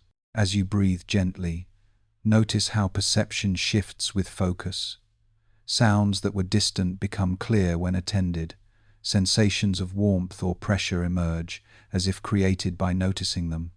This quiet experiment mirrors the laboratory studies that built our understanding. The world you experience is collaboration, not collection, a negotiation between what is there and what the mind expects to find. In that negotiation lies the beauty of awareness, a partnership between the outer world and the inner interpreter that calls it real. Much of human life unfolds without deliberate thought. You tie your shoes, drive familiar roads, or reach for a light switch without recalling when or how those actions began. These are habits, learned routines stored not in the conscious mind but in deeper neural circuits. Psychology has long been fascinated by this automatic layer of behavior, for it reveals how the brain conserves energy and turns effort into ease. What once demanded attention becomes instinct through repetition, freeing the mind to focus elsewhere. The study of habit began with the behaviorists, who traced its formation through conditioning. Repetition strengthens the link between cue and response. Reinforcement locks it in place. Later, neuroscience identified the structures that support this process. The basal ganglia, a cluster of nuclei buried within the brain, serve as the control center for routine. When an action is repeated under similar conditions, neurons in this region begin to fire together, marking the sequence as efficient. The prefrontal cortex, responsible for planning, gradually hands over control. What was conscious becomes automatic. This transfer explains why habits are difficult to change. Once the pattern is stored in the basal ganglia, it operates independently of awareness. To break a habit, the brain must form a new circuit that overrides the old, not simply erase it. Psychologist Charles Duhigg described this structure as a habit loop consisting of cue, routine, and reward. The cue triggers the behavior, the routine executes it, and the reward reinforces it. Change succeeds when the routine is replaced, but the cue and reward remain. The system seeks satisfaction, not logic. Habits are not inherently good or bad. They are efficient. They reduce cognitive load by turning repeated solutions into shortcuts. This economy allows attention to shift toward novel or complex tasks. Without habit, every movement would require decision and focus, exhausting the nervous system. Even emotion relies on habitual pathways. The tendency to react with calm or irritation becomes practiced through repetition. In this sense, character is a collection of emotional habits shaped by history and choice. Psychology's growing understanding of automaticity has reshaped fields from education to therapy. In learning, teachers design environments that encourage positive routines, regular study, timely rest, constructive feedback, until discipline feels natural. In clinical work, behavior therapists help patients recognize the cues that sustain destructive loops, replacing them with healthier alternatives. Small environmental changes, like moving a smartphone out of reach or preparing healthy food in advance, exploit the brain's preference for convenience. Awareness initiates change, but structure sustains it. Neuroscientists have traced habit formation down to the rhythm of neural firing. At the beginning of a new task, the brain shows widespread activity as multiple areas cooperate to monitor performance. With practice, this activity shrinks into a compact burst at the start and end of the sequence, signaling automation. The pattern mirrors the learning curves described by behaviorists decades earlier. The reward signal carried by dopamine reinforces success and motivates repetition. In this way, biology confirms observation. What is rewarded becomes routine. Habits also reveal the partnership between body and mind. Physical cues, posture, breath, time of day, often trigger mental states. A certain chair may summon concentration. A particular song may signal relaxation. These associations are conditioned responses woven into daily rhythm. When understood, they can be adjusted deliberately. Musicians and athletes use ritual to enter performance states. Meditators use breathing patterns to cue calm. Habit, guided by awareness, becomes a tool for mastery rather than a chain of compulsion. Rest plays a hidden role in this process. During sleep, the brain rehearses newly learned routines. Neural activity recorded in the motor cortex during practice reappears in condensed form while the body sleeps. This replay strengthens connections, turning fragile learning into durable habit. Sleep, therefore, is not only recovery but reinforcement, the quiet teacher that consolidates skill. Even the most deliberate training depends on unconscious repetition in rest. For the listener lying still, this principle is at work now. Each breath repeats the last, guided by loops that evolve to sustain life without command. The regular rhythm of respiration stabilizes heart rate and quiets the nervous system, preparing the mind for deeper sleep. Habit in its purest form is this automatic harmony between body and environment. It asks nothing and achieves everything through rhythm. The same mechanisms that build a routine at work or in study are helping your body rest, patterns formed by nature long before awareness learned their names. Understanding habit reveals a comforting truth. Automaticity is not the enemy of freedom but its foundation. Because the brain learns to manage the predictable, consciousness remains available for discovery. Routine makes creativity possible. As you drift towards sleep, that partnership continues quietly, awareness releasing its grip, habit maintaining the steady cycles that keep you safe and alive through the night. Every action begins with a spark, a quiet signal from the brain that something is worth doing. This signal is motivation, the bridge between thought and movement. Without it, knowledge remains inert, and even the simplest task feels impossible. With it, obstacles shrink, and effort becomes almost effortless. Psychology's long study of motivation seeks to explain why some goals attract our energy while others fade, and how desire can transform from fleeting impulse into lasting drive. Early theories of motivation were grounded in biology. In the early 20th century, psychologists like William McDougall proposed that behavior was driven by instincts, inherited patterns that guide survival. Hunger, curiosity, and protection of the young were seen as automatic forces shaping life. As the field evolved, this view gave way to models that treated motivation as a dynamic interaction between needs and environment. Clark Hull's drive theory described behavior as an attempt to reduce internal tension. We eat to end hunger, drink to end thirst, rest to end fatigue. The pattern seemed mechanical yet powerful, linking biology directly to purpose. Later thinkers expanded this view beyond simple drives. Abraham Maslow organized motivation into a hierarchy. At its base lay physiological needs, above them safety, love, esteem, and at the top, self-actualization, the desire to grow into one's full potential. Maslow's pyramid reflected a psychological truth. Once basic survival is secure, humans pursue meaning.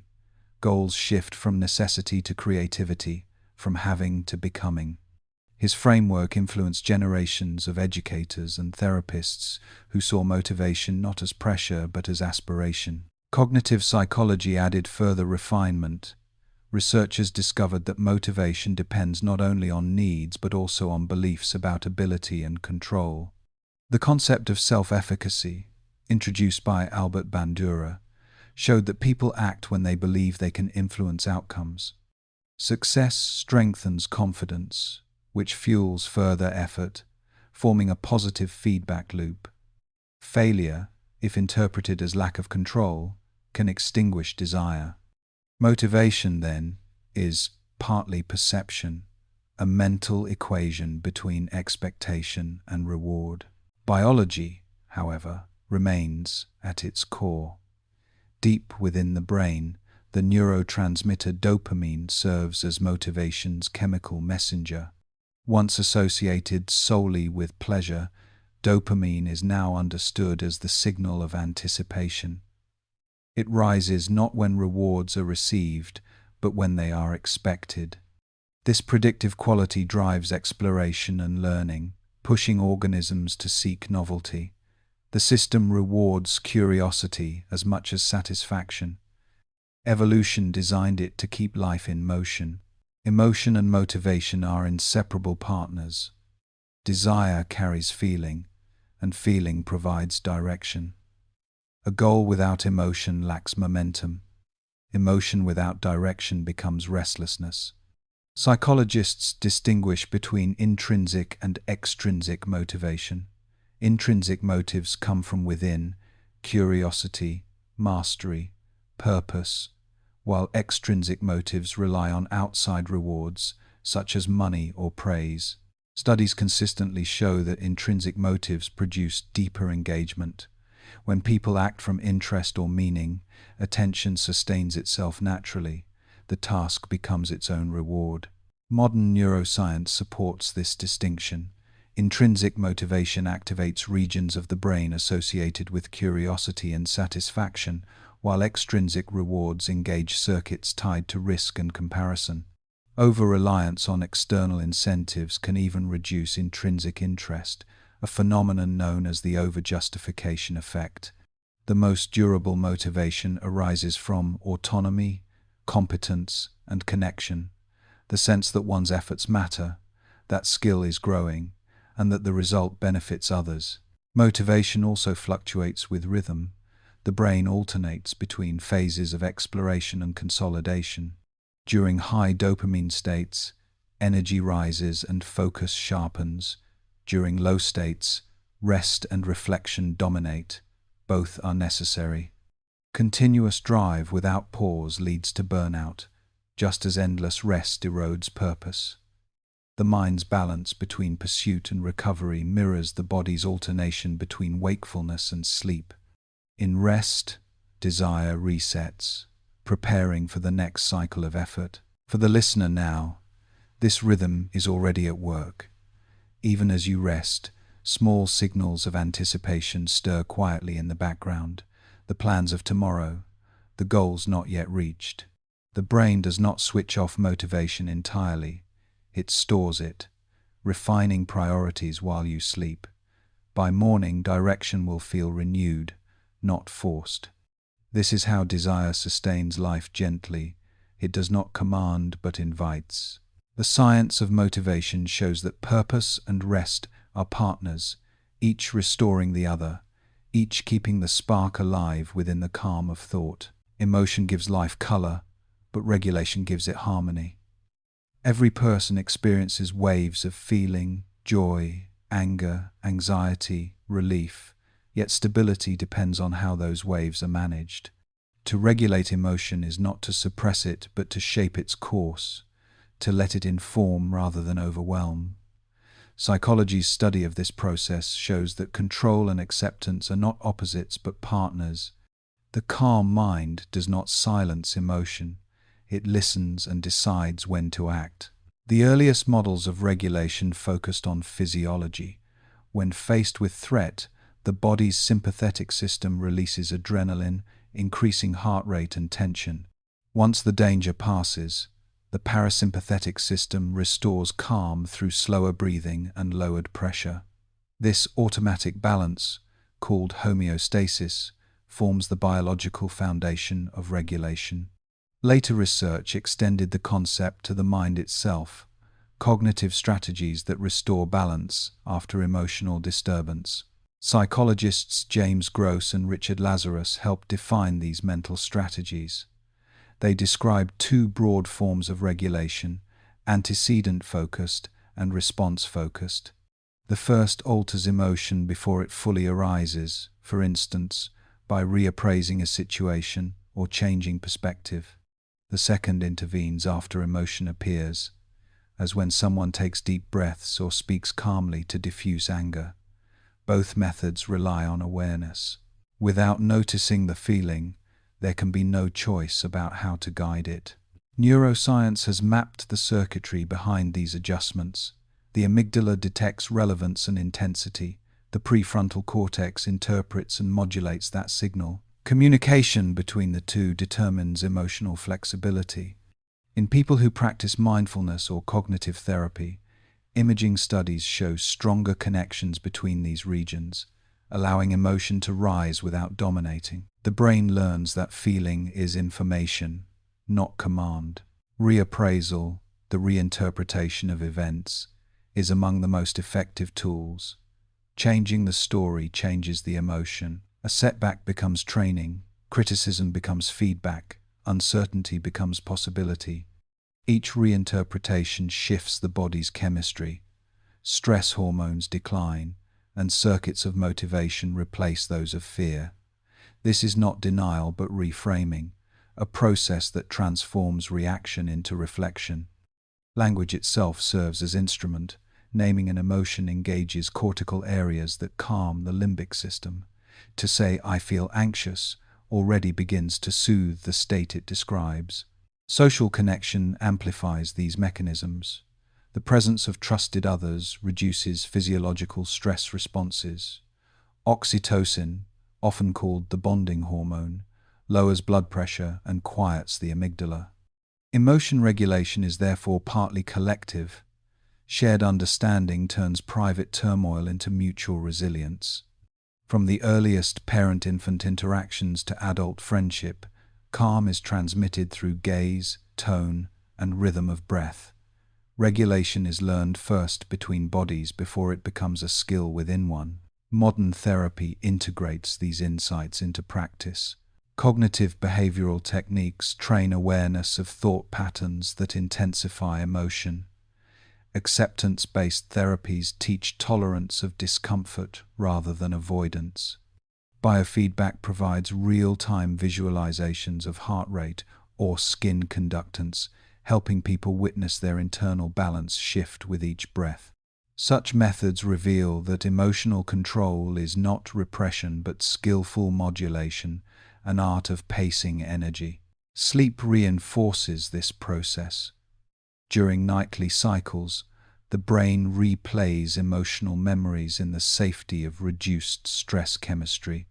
REM sleep, rich with dreaming, helps integrate experience while muting the surge of adrenaline that accompanies it. Experiments show that after adequate rest, negative emotions lose intensity and problem-solving improves. Rest is not escape but completion, the quiet stage in which regulation becomes repair. For the listener resting now, this repair is already beginning. Each slow breath signals safety to the nervous system. The heart rate follows, and the mind gradually releases unfinished reactions from the day. Whatever tensions remain are processed gently by the same circuits that manage emotion when awake. Only now they work without resistance. You do not need to direct them. The pattern of calm has been rehearsed for a lifetime. Emotion regulation reminds us that peace is not absence of feeling, but rhythm among feelings. The brain's design allows storms of passion without permanent damage, because beneath them lies a restoring current. When rest deepens and sleep arrives, that current strengthens, carrying the day's turbulence into stillness. The science of emotion shows that serenity is not mystery, it is biology at ease. Humans are born into connection. The first thing an infant seeks is not food or shelter, but a face. Within hours of birth, the newborn recognizes patterns of eyes and mouth, responding to them with quiet attention. Psychology's study of the social mind begins with this simple exchange, gaze meeting gaze, and extends to every form of cooperation, empathy, and communication that shapes civilization. The human brain evolved not in isolation but in company. Its design carries the imprint of interaction. The roots of this understanding reach back to the early 20th century, when psychologists began to study how presence changes perception. The mere sight of another person alters heart rate and hormone levels, preparing the body for coordination. Later, social neuroscience revealed the circuits responsible. The discovery of mirror neurons in the premotor cortex showed that the brain simulates the actions it observes. When you see someone reach, smile, or wince, your own neural patterns echo theirs in miniature. This internal mirroring creates empathy, a physical resonance that precedes understanding. Empathy extends beyond imitation. It relies on the theory of mind, the ability to infer what others think or feel. Children begin to develop this capacity around age 4, when they realize that another person can hold a belief different from their own. Adults use it constantly, predicting reactions, reading intentions, and adjusting behavior.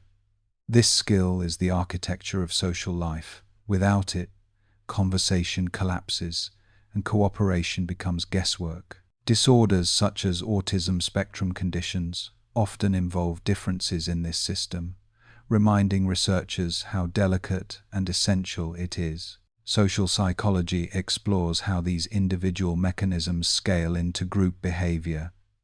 Solomon Asch's conformity experiments showed that people often align with majority opinions even when they know those opinions are wrong. Stanley Milgram's obedience studies revealed that authority can override conscience in surprising ways. These findings are sobering but instructive. The same need for belonging that fosters harmony can, under pressure, lead to submission. Understanding this dual nature has guided fields from education to ethics, where collective influence must be balanced by individual reflection. The social mind also explains the rewards of connection. Interpersonal contact releases oxytocin and dopamine, chemicals that reduce stress and enhance trust. Loneliness, by contrast, triggers the brain's threat systems, increasing cortisol and inflammation. Chronic isolation can impair cognition and immunity. The nervous system reads disconnection as danger. Evolution designed humans to survive together. Safety has always been a shared condition. Language amplifies this design. Through speech, emotion spreads rapidly, synchronizing groups in purpose. Facial expression, tone, and gesture carry signals even before words form. Studies using brain imaging show that during storytelling, the listener's neural activity mirrors the speaker's, a phenomenon called neural coupling. For a moment, two minds align in rhythm. This resonance underlies the power of conversation, music, and shared ritual. It turns communication into communion. Technology has changed but not replaced these foundations. Digital interaction can sustain connection, yet without sensory cues it often lacks the subtle regulation that face-to-face presence provides. Psychologists studying online behavior note that anonymity reduces empathy, while synchronized video or voice restores part of it. The lesson is consistent. The social brain requires feedback, and the richest feedback still comes from bodies in proximity, breathing the same air, reading the same eyes. Social understanding also feeds self-understanding. The sense of identity grows from reflection in others' responses. Compliments, criticism, inclusion, and rejection all shape self-concept. This process, called symbolic interactionism, explains why belonging feels vital. The mind uses social signals to calibrate its own worth. Healthy relationships thus serve as mirrors that return a stable image of the self, neither inflated nor diminished. Consider that even in solitude, the social mind continues its quiet work. Memories of conversation, imagined voices, and internal dialogue all use the same circuits once devoted to real company. The brain rehearses connection as naturally as it rehearses movement or speech. In sleep, it may even replay moments of interaction, refining empathy through dreamlike rehearsal. You are never truly alone in the language of your neurons. They carry the imprint of every person you have known. Social life is not only external, it lives within the patterns of thought that join one mind to another, silently, even in rest. Every person carries a pattern, a recognizable way of feeling, thinking, and acting that endures across situations. Psychology calls this pattern personality. It is both stable and flexible, shaped by biology and experience. The study of personality asks an ancient question in modern form: how does individuality emerge from a shared human design? The answers have evolved through a century of theories, measurements, and quiet introspection, revealing that uniqueness itself follows certain laws. The systematic study of personality began with observation. Early theorists like Gordon Allport collected thousands of adjectives used to describe character: kind, stubborn, curious, patient, and looked for patterns among them. Through statistical analysis, these words condensed into a few dimensions. Later, researchers developed the Big Five model, still the dominant framework today. The 5 traits: openness, conscientiousness, extroversion, agreeableness, and neuroticism, describe consistent tendencies rather than fixed categories. People differ in degree, not in kind. These traits predict aspects of behavior, from friendship to work, yet none alone defines a person. They are coordinates on a shifting map. Each trait has biological roots. Studies of twins show substantial heritability, while brain imaging links personality to neural activity. Extroversion correlates with stronger dopamine responses to reward, while neuroticism involves greater sensitivity in the amygdala. Conscientiousness relates to efficient control by the prefrontal cortex, and openness engages associative networks that integrate distant ideas. Personality arises from the tuning of these systems: how reactive or steady, how exploratory or cautious each brain tends to be. The genetic blueprint sets the parameters, experience draws within them. Environment molds these inclinations through reinforcement and social feedback. A child praised for curiosity grows more open. One punished for boldness may become cautious. Over time, repeated interactions form characteristic adaptations, habits of attention, coping, and expectation. Personality thus evolves through a conversation between nature and nurture, between what is inherited and what is practiced. The process never ends. People continue to change in response to life's demands. Culture also shapes personality by defining which traits are valued. In individualistic societies, assertiveness and independence are encouraged, while in collectivist cultures, harmony and restraint earn respect. Even within a single culture, roles and relationships evoke different aspects of self. The friend, the parent, the professional, each reveals a variation of personality suited to context. This fluidity does not mean inconsistency. It reflects the mind's capacity to adapt while maintaining core identity. Psychologists distinguish between trait and state.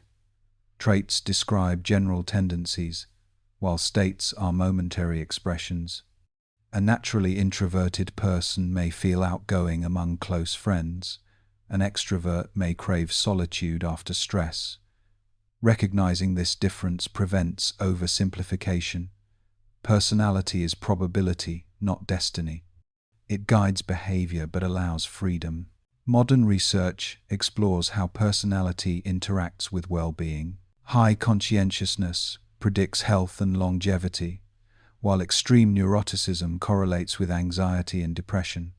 Yet balance matters. Creativity often pairs with openness and emotional depth, qualities linked to sensitivity. No trait is purely advantage or disadvantage. Their value depends on environment and use. Flexibility, the ability to regulate one's traits according to situation, may be the true sign of maturity. Therapeutic approaches increasingly emphasize this adaptive view. Rather than trying to change personality wholesale, they focus on expanding its range. Mindfulness training, for example, helps impulsive individuals pause before acting, while cognitive behavioral techniques help anxious individuals reinterpret threat. These shifts demonstrate that personality is not fixed architecture but living pattern, stable enough to recognize, dynamic enough to reshape.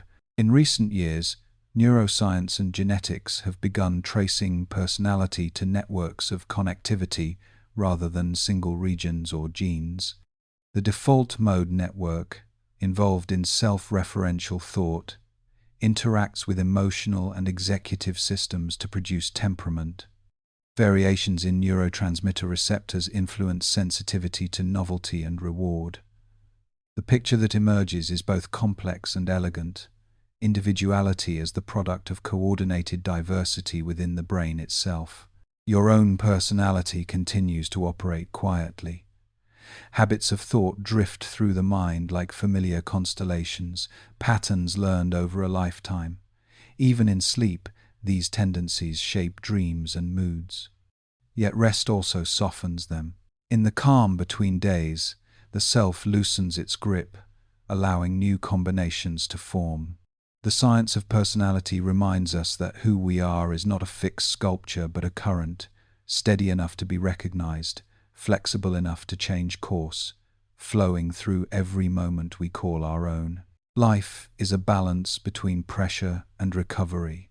Every organism must adapt to challenges, changes in temperature, scarcity of food, conflict, uncertainty.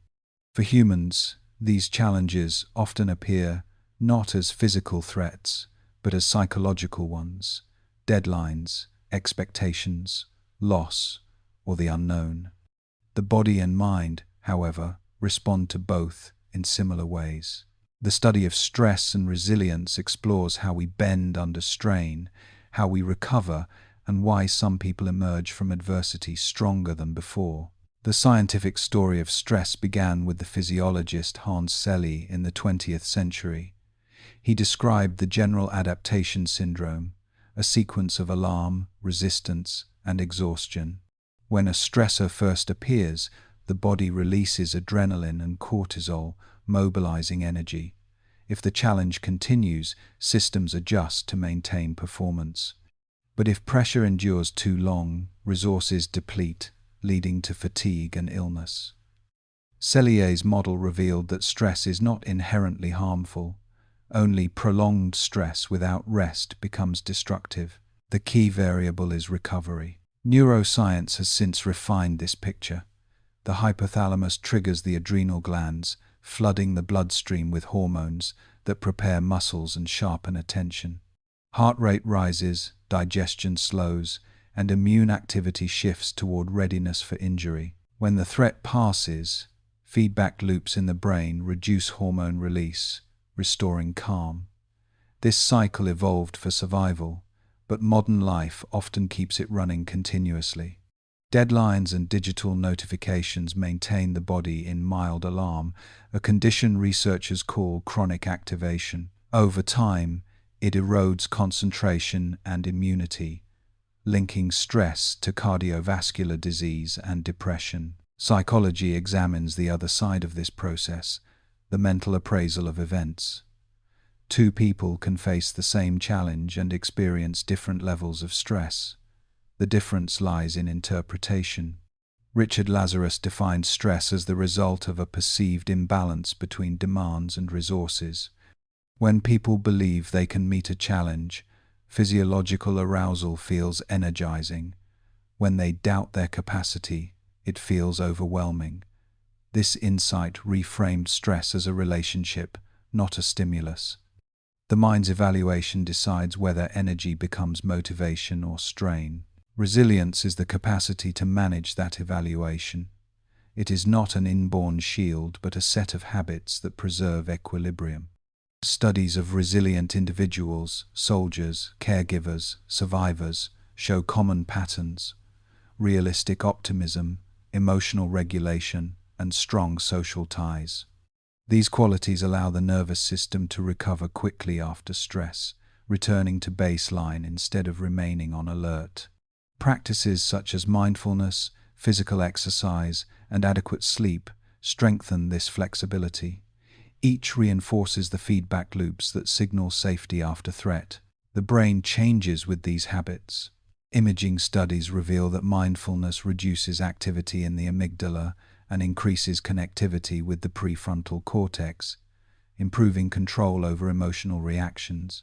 Regular exercise releases endorphins and growth factors that protect neurons from stress-related damage. Sleep consolidates these benefits, recalibrating hormone levels and restoring energy. Resilience, therefore, is not simply psychological toughness. It is biological balance maintained through rhythm. Culture also influences resilience. Societies that emphasize cooperation and meaning provide members with frameworks for interpreting hardship. Rituals, storytelling, and collective support transform suffering into shared experience. This social dimension explains why isolation magnifies stress while community buffers it. The nervous system responds to companionship as it does to physical safety. Heart rate slows, cortisol falls, and the immune system steadies. Connection is chemistry turned into comfort. For individuals, cultivating resilience begins with awareness. Recognizing tension as a signal rather than a verdict allows choice. Breathing slowly, reframing challenges, and seeking perspective activate the same physiological systems that counter stress. Over time, these practices train the body to recover faster. Resilience does not eliminate difficulty, it restores adaptability. The goal is not to harden against pressure, but to remain flexible under it, bending and returning like a living branch. That flexibility is already at work. Each slow breath sends information of safety through the vagus nerve, lowering the heart rate and calming the body's internal weather. Whatever strain the day carried is now dissolving through this quiet feedback loop. The science of stress shows that resilience is not only learned in crisis but practiced in stillness. In every moment of rest, the body rehearses its capacity to heal, preparing gently for whatever comes next. For much of history, the body and mind were treated as separate worlds. The body was matter, obeying physics and chemistry. The mind was thought, bound to reason and will. Modern psychology, joined by neuroscience and medicine, has dismantled that division. The two are not parallel systems, but one continuous network, each shaping the other in every moment. To study the body is to study the mind in motion. To study the mind is to study the body thinking. This integration began with careful observation. Physicians noticed that emotion altered pulse and digestion. Psychologists found that posture and breathing influenced mood. These insights converged into a new science called psychophysiology, the study of how mental states produce bodily change and how bodily signals create feeling. Its discoveries revealed feedback loops that run so fast we rarely sense them. Thought becomes chemistry, chemistry becomes thought again. The autonomic nervous system lies at the center of this conversation. Its sympathetic branch prepares the body for action, accelerating heartbeat, dilating pupils, releasing stored energy. Its parasympathetic branch restores calm, slowing pulse, and promoting digestion. Together they form a rhythm as old as vertebrate life. When balanced, energy flows smoothly. When disrupted, tension or fatigue arises. Many therapies, from meditation to controlled breathing, work by guiding this rhythm back to equilibrium. The vagus nerve plays a special role. Extending from the brainstem through the chest and abdomen, it acts as a messenger between organs and cortex. When activated by slow breathing or gentle exhalation, it signals safety to the brain, lowering heart rate and quieting internal alarm. This vagal tone correlates with emotional stability, social engagement, and resilience. The finding unites physiology and psychology in a single measure: calm body, calm mind. Hormones form another channel of connection. Cortisol, the primary stress hormone, influences memory and immunity. Oxytocin shapes trust and bonding. Serotonin and dopamine regulate mood and motivation. Each chemical participates in loops that tie experience to metabolism. When you feel understood, blood pressure drops. When you face rejection, inflammation rises. The body listens to every emotion as if it were an instruction. Modern imaging confirms these exchanges. Regions once considered purely mental, the insular, anterior cingulate, and prefrontal cortex, monitor signals from the heart, lungs, and gut. These interoceptive pathways give rise to what we call intuition or gut feeling. Decision-making experiments show that subtle bodily cues often guide choice faster than analysis. What feels like instinct is the body's data translated into awareness. Disruption of this dialogue can manifest as illness. Chronic stress suppresses immune defenses and impairs digestion. Emotional suppression contributes to hypertension and insomnia. Conversely, restoring bodily rhythm through exercise, breathwork, or sleep stabilizes mood and cognition. Psychologists now refer to this as embodied cognition, the recognition that thinking happens not just in the brain but throughout the organism. Sleep is where this integration becomes most visible.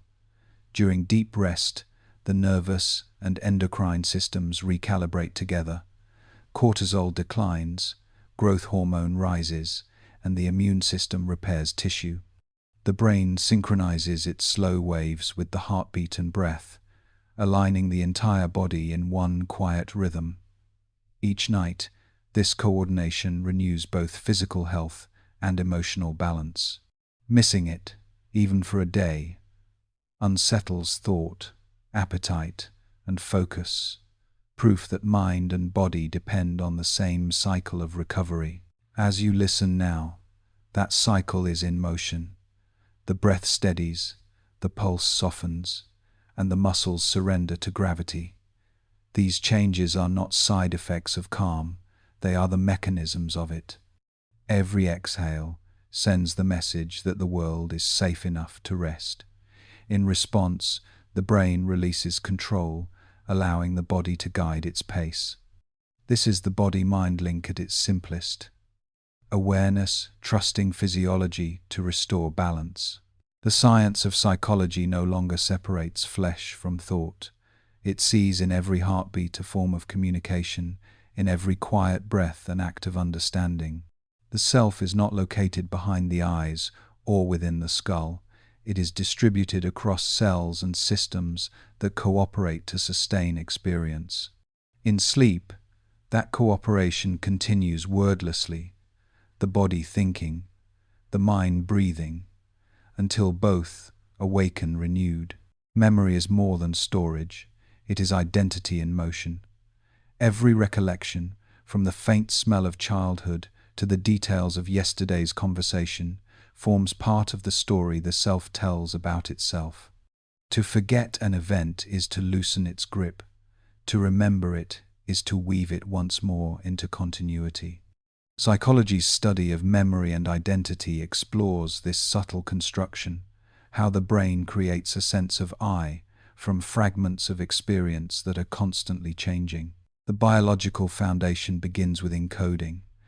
Experiences that reach consciousness activate networks in the hippocampus, where neurons fire together in distinctive patterns. Through chemical signaling and repetition, these patterns become stable, linking sensory and emotional regions of the brain. With time, they transfer to the neocortex for long-term storage. Yet the process is never static.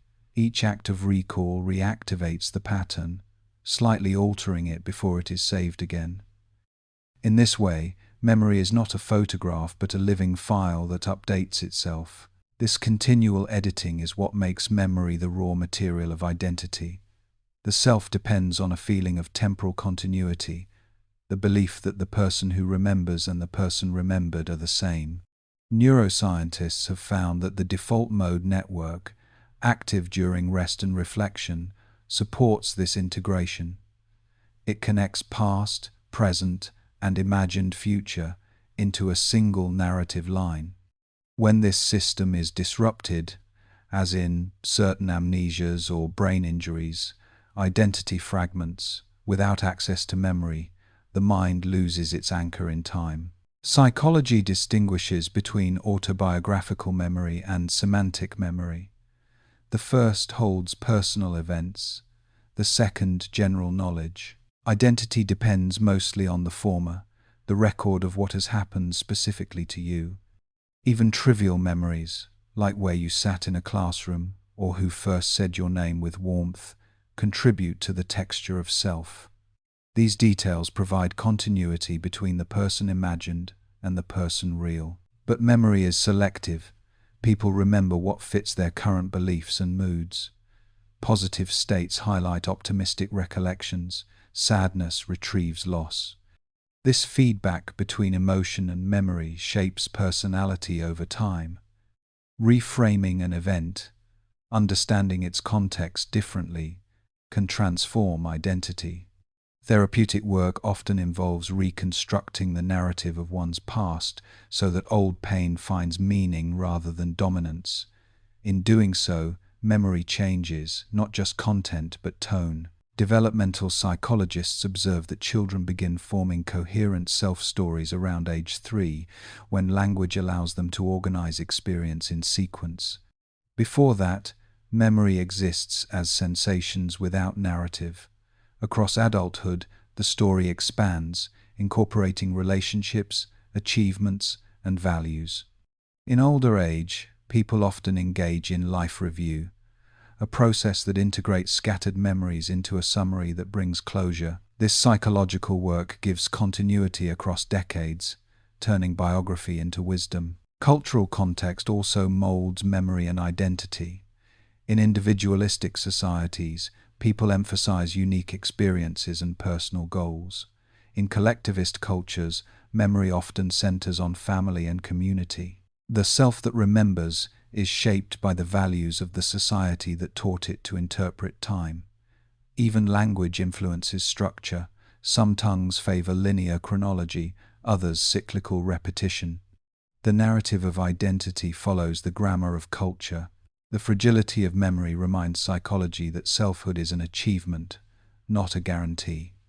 Conditions such as dementia, trauma, or brain injury show how easily continuity can break. Yet even then, traces of identity persist in emotion and gesture. A song can awaken recognition when words have vanished. A familiar touch can restore calm when logic cannot. The self is not confined to explicit recollection but distributed across senses and feelings that endure beyond language. As you rest, your own mind continues this quiet weaving. While you sleep, the hippocampus replays events of the day, deciding which to keep and which to let fade. Memories are consolidated, not as perfect copies, but as patterns integrated into the story of you. By morning, the self will feel familiar again because it has been rehearsed overnight. Identity is not something found, it is something renewed, one night at a time, through the mind's gentle work of remembering who you are. Consciousness is the quiet miracle we overlook each moment.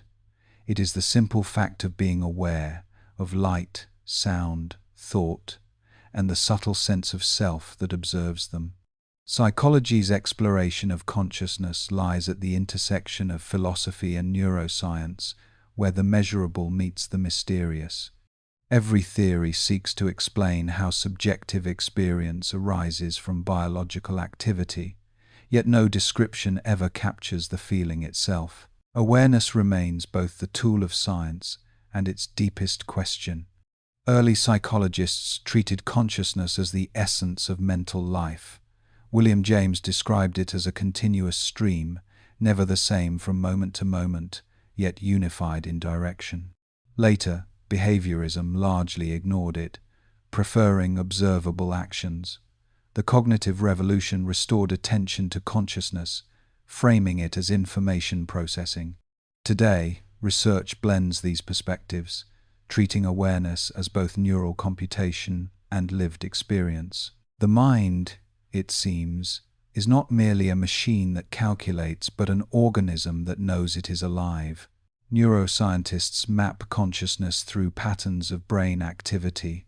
The global workspace theory proposes that when information becomes widely available across neural networks, connecting perception, memory, and emotion, it enters awareness. In contrast, the integrated information theory argues that consciousness corresponds to the amount of interconnection within the system itself. Both views share a core insight. Awareness is not located in a single region but distributed across coordinated activity. It is the brain's orchestra playing in synchrony. Experiments on attention and perception illuminate how fragile awareness can be. In blind sight, people with damage to visual cortex claim not to see objects, yet can point to them accurately. The information reaches the brain but not the self. Under anesthesia or deep sleep, consciousness fades as networks lose integration. When coherence returns, awareness reappears. The switch is gradual, reminding scientists that consciousness is not all or nothing but a spectrum. The boundary between waking and sleeping provides a daily laboratory for studying this spectrum. As the body relaxes, brain waves slow, and attention turns inward. In early stages of sleep, fragments of thought and image mingle, a drifting awareness called hypnagogia. These moments often produce creative associations later remembered as insight. During deeper sleep, the communication between brain regions lessens, allowing rest. In dreaming, partial awareness returns, creating vivid internal worlds that feel real. Sleep thus demonstrates consciousness as a flexible continuum. From focused alertness to complete surrender, the mind shifts through degrees of integration. Psychology also studies metacognition, the awareness of awareness itself. This ability allows reflection and learning. When you notice distraction and refocus, or when you realize you are dreaming inside a dream, metacognition is at work. Brain imaging shows that the prefrontal cortex monitors these shifts, acting as a quiet observer of the observer. The self, in this sense, is both participant and witness. Philosophers have long debated whether consciousness has a single purpose. Some argue it evolved to unify perception and decision, others that it provides social advantage by modeling not only oneself but others. The theory of mind requires awareness to simulate awareness. When you imagine what another person feels, your brain uses the same circuits it uses to know itself. Consciousness may thus be the social mind turned inward. Despite centuries of study, no complete explanation exists for why neural activity should feel like anything at all. The hard problem of consciousness, as philosopher David Chalmers called it, remains open. Psychology approaches it pragmatically, by measuring what changes when consciousness fades or returns, by exploring attention, memory, and perception. Each discovery refines the map, even if the mystery endures. For the listener now, consciousness is gently receding.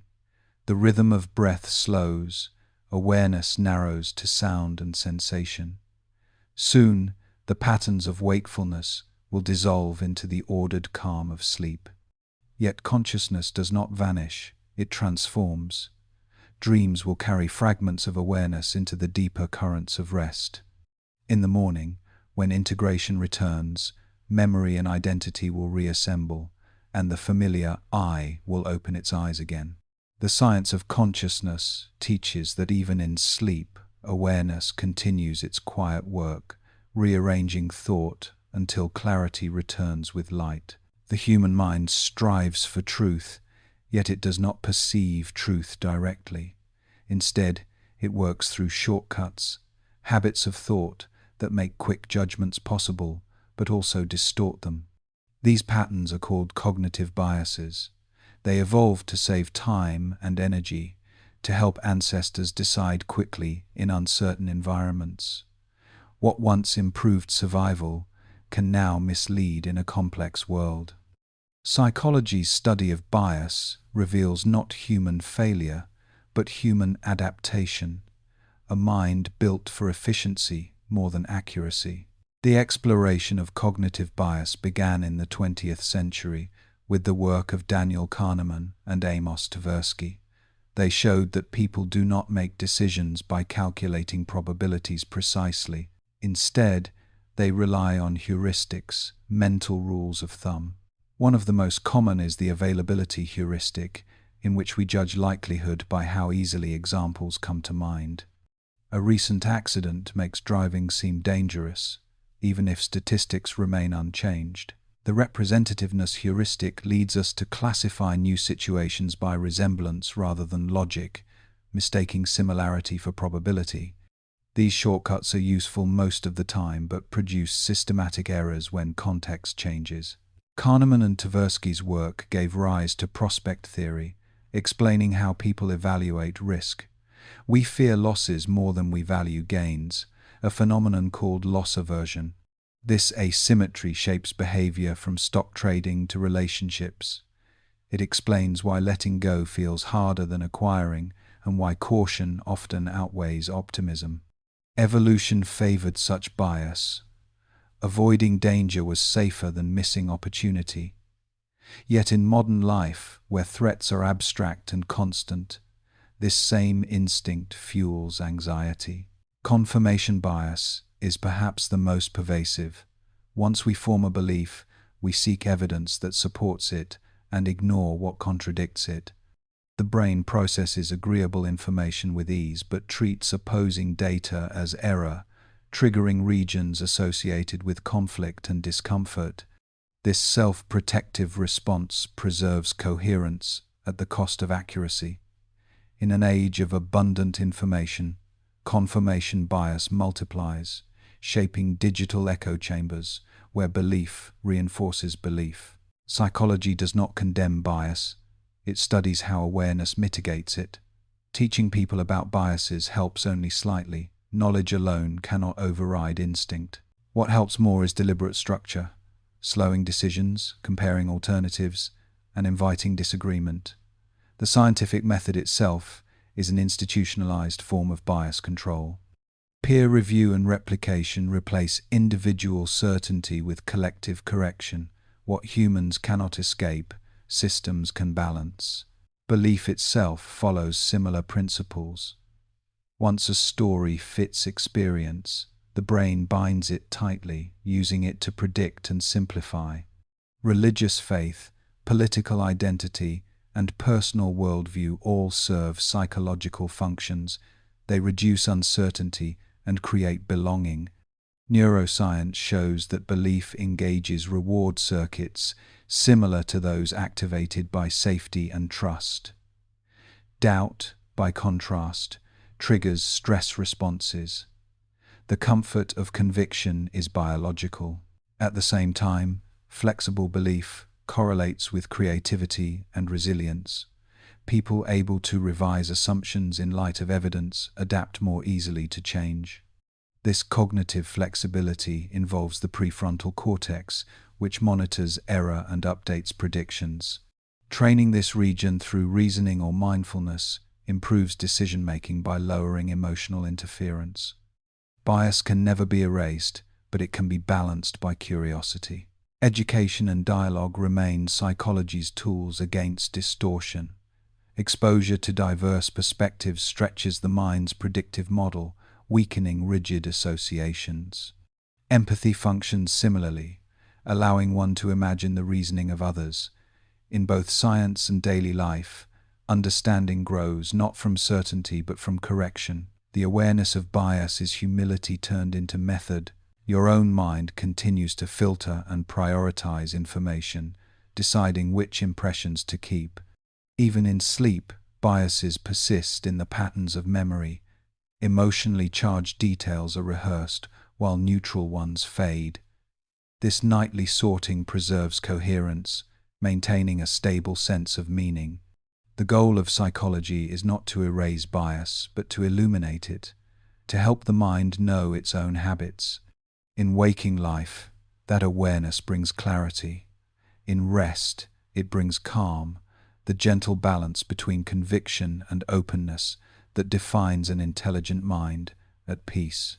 Sleep is not the absence of consciousness, but its transformation.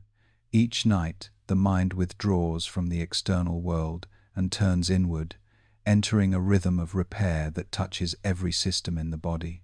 Psychology studies sleep not only as a biological necessity but as a mirror of mental life. In the patterns of rest and dreaming, researchers see memory reorganized, emotion restored, and identity renewed. Sleep, once viewed as a passive state, is now understood as the most active form of recovery the mind performs. The science of sleep divides the night into cycles lasting about 90 minutes.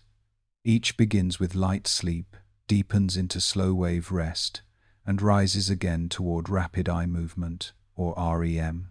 These phases repeat several times before waking, creating an oscillation between physical restoration and mental integration. During slow-wave sleep, the brain's electrical activity slows into broad, synchronized pulses that allow cells to clear waste and consolidate factual memory. During REM, the pattern reverses. Neurons fire rapidly, blood flow increases, and vivid dreams appear. The alternation keeps both body and mind in balance. Psychologists link specific functions to each stage. Deep sleep repairs tissue, strengthens immunity, and restores metabolic balance. REM sleep processes emotion, integrating recent experiences with older memories. Studies show that after REM deprivation, people become irritable and less able to regulate mood. When REM returns, emotional stability improves. The nightly cycle is therefore a psychological conversation, one stage caring for the body, the other for the mind. Dreaming, long a subject of speculation, now occupies a clear place in this process. It is the mind's rehearsal room, where fragments of experience are rearranged without constraint. Neural recordings show the hippocampus replaying patterns from the day, while the visual and emotional centers combine them into symbolic narratives. Dreams often exaggerate fear or desire, not as prediction but as rehearsal, a safe simulation that prepares the mind for challenge. Even nightmares serve a function. They train emotion to encounter distress in safety, lowering sensitivity to real threat. Lucid dreaming, in which the dreamer becomes aware of dreaming, offers further insight. In this state, parts of the prefrontal cortex briefly reactivate, allowing reflection within the dream world. Such episodes reveal that awareness can exist on a spectrum, blurring the line between sleeping and waking. Experiments using eye signals have confirmed that communication from within lucid dreams is possible, showing that the dreaming mind remains responsive. Beyond laboratory findings, psychology recognizes the personal meaning of dreams. They weave emotional continuity across days, giving narrative shape to life's fragments. By combining recent events with older memories, the dreaming brain protects the sense of self. When waking comes, fragments of those stories fade, but the emotional lessons remain. This explains why a dream can change mood even when forgotten. The feeling lingers, though the plot disappears. Sleep and mental health are inseparable. Insomnia increases risk for anxiety and depression, while good sleep strengthens focus and emotional resilience. The relationship works in both directions. Calm thinking promotes rest, and rest deepens calm. Therapies that treat insomnia often begin by addressing worry, teaching relaxation and consistency rather than medication alone. Sleep is not something to chase, it is something that arrives when the system feels safe. For the listener resting now, that safety is being established. The slow rhythm of breath lowers heart rate, and the brain's attention networks release their hold.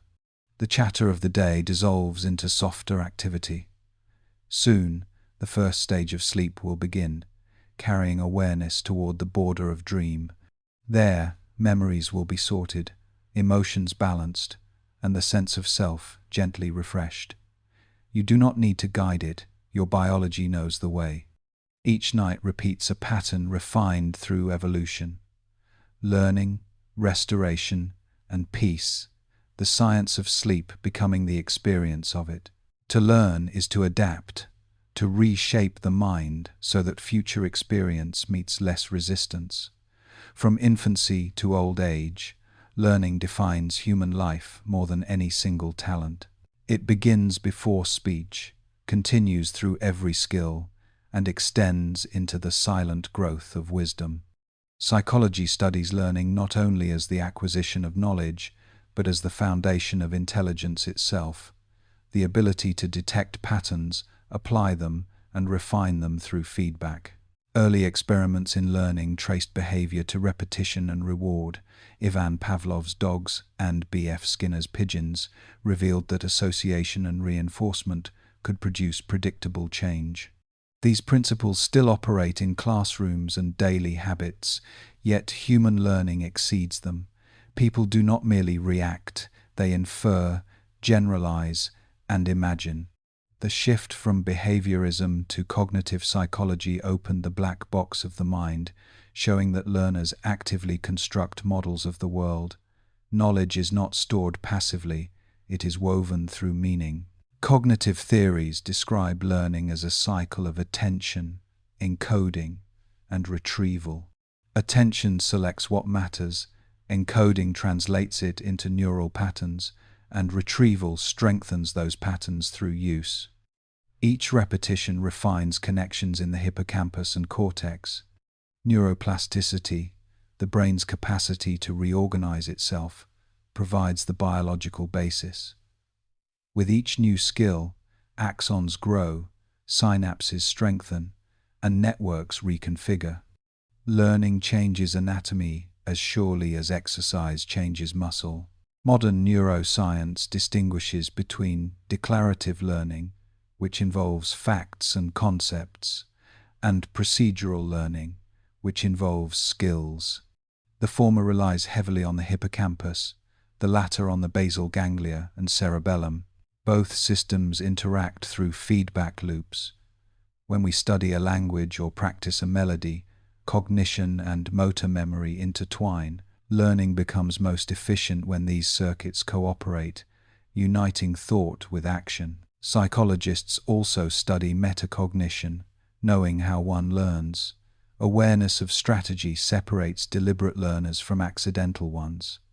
Techniques such as spacing, testing, and interleaving take advantage of the brain's rhythms. Information repeated across intervals transfers more deeply into long-term memory than cramming ever could.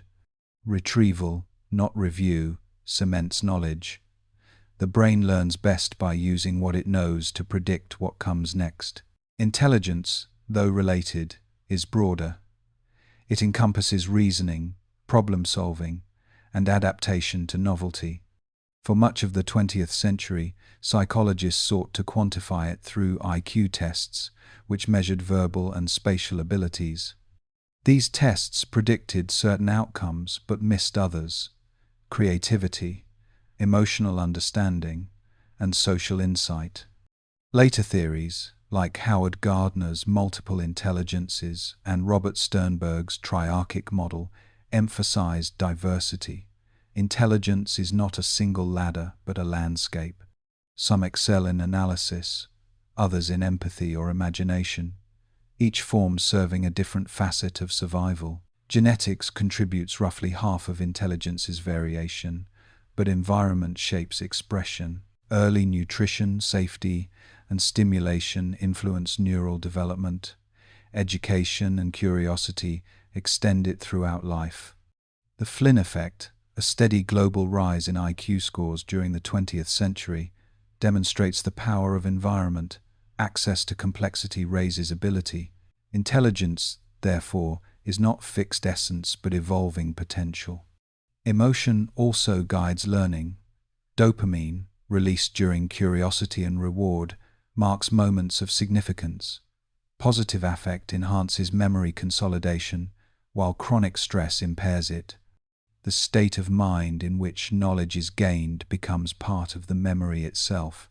Teachers and learners alike rediscover this principle daily.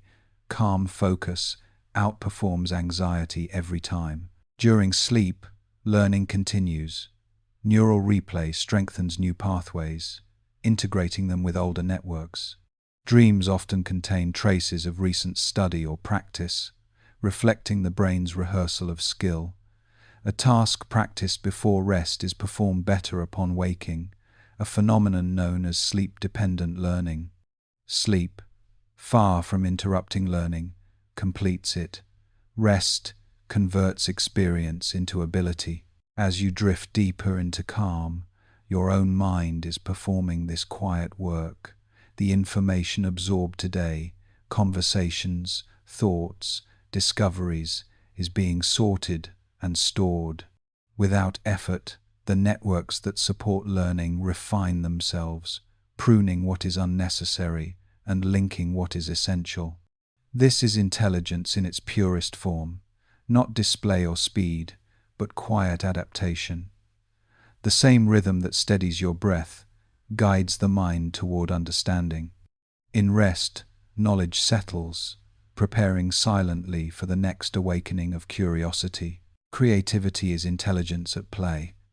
It is the mind's ability to combine familiar pieces into something new, a melody never heard before, a scientific theory, or a simple solution to a problem. For psychology, creativity offers a window into how ideas form and transform, how insight arises, and how the brain moves from effort to inspiration.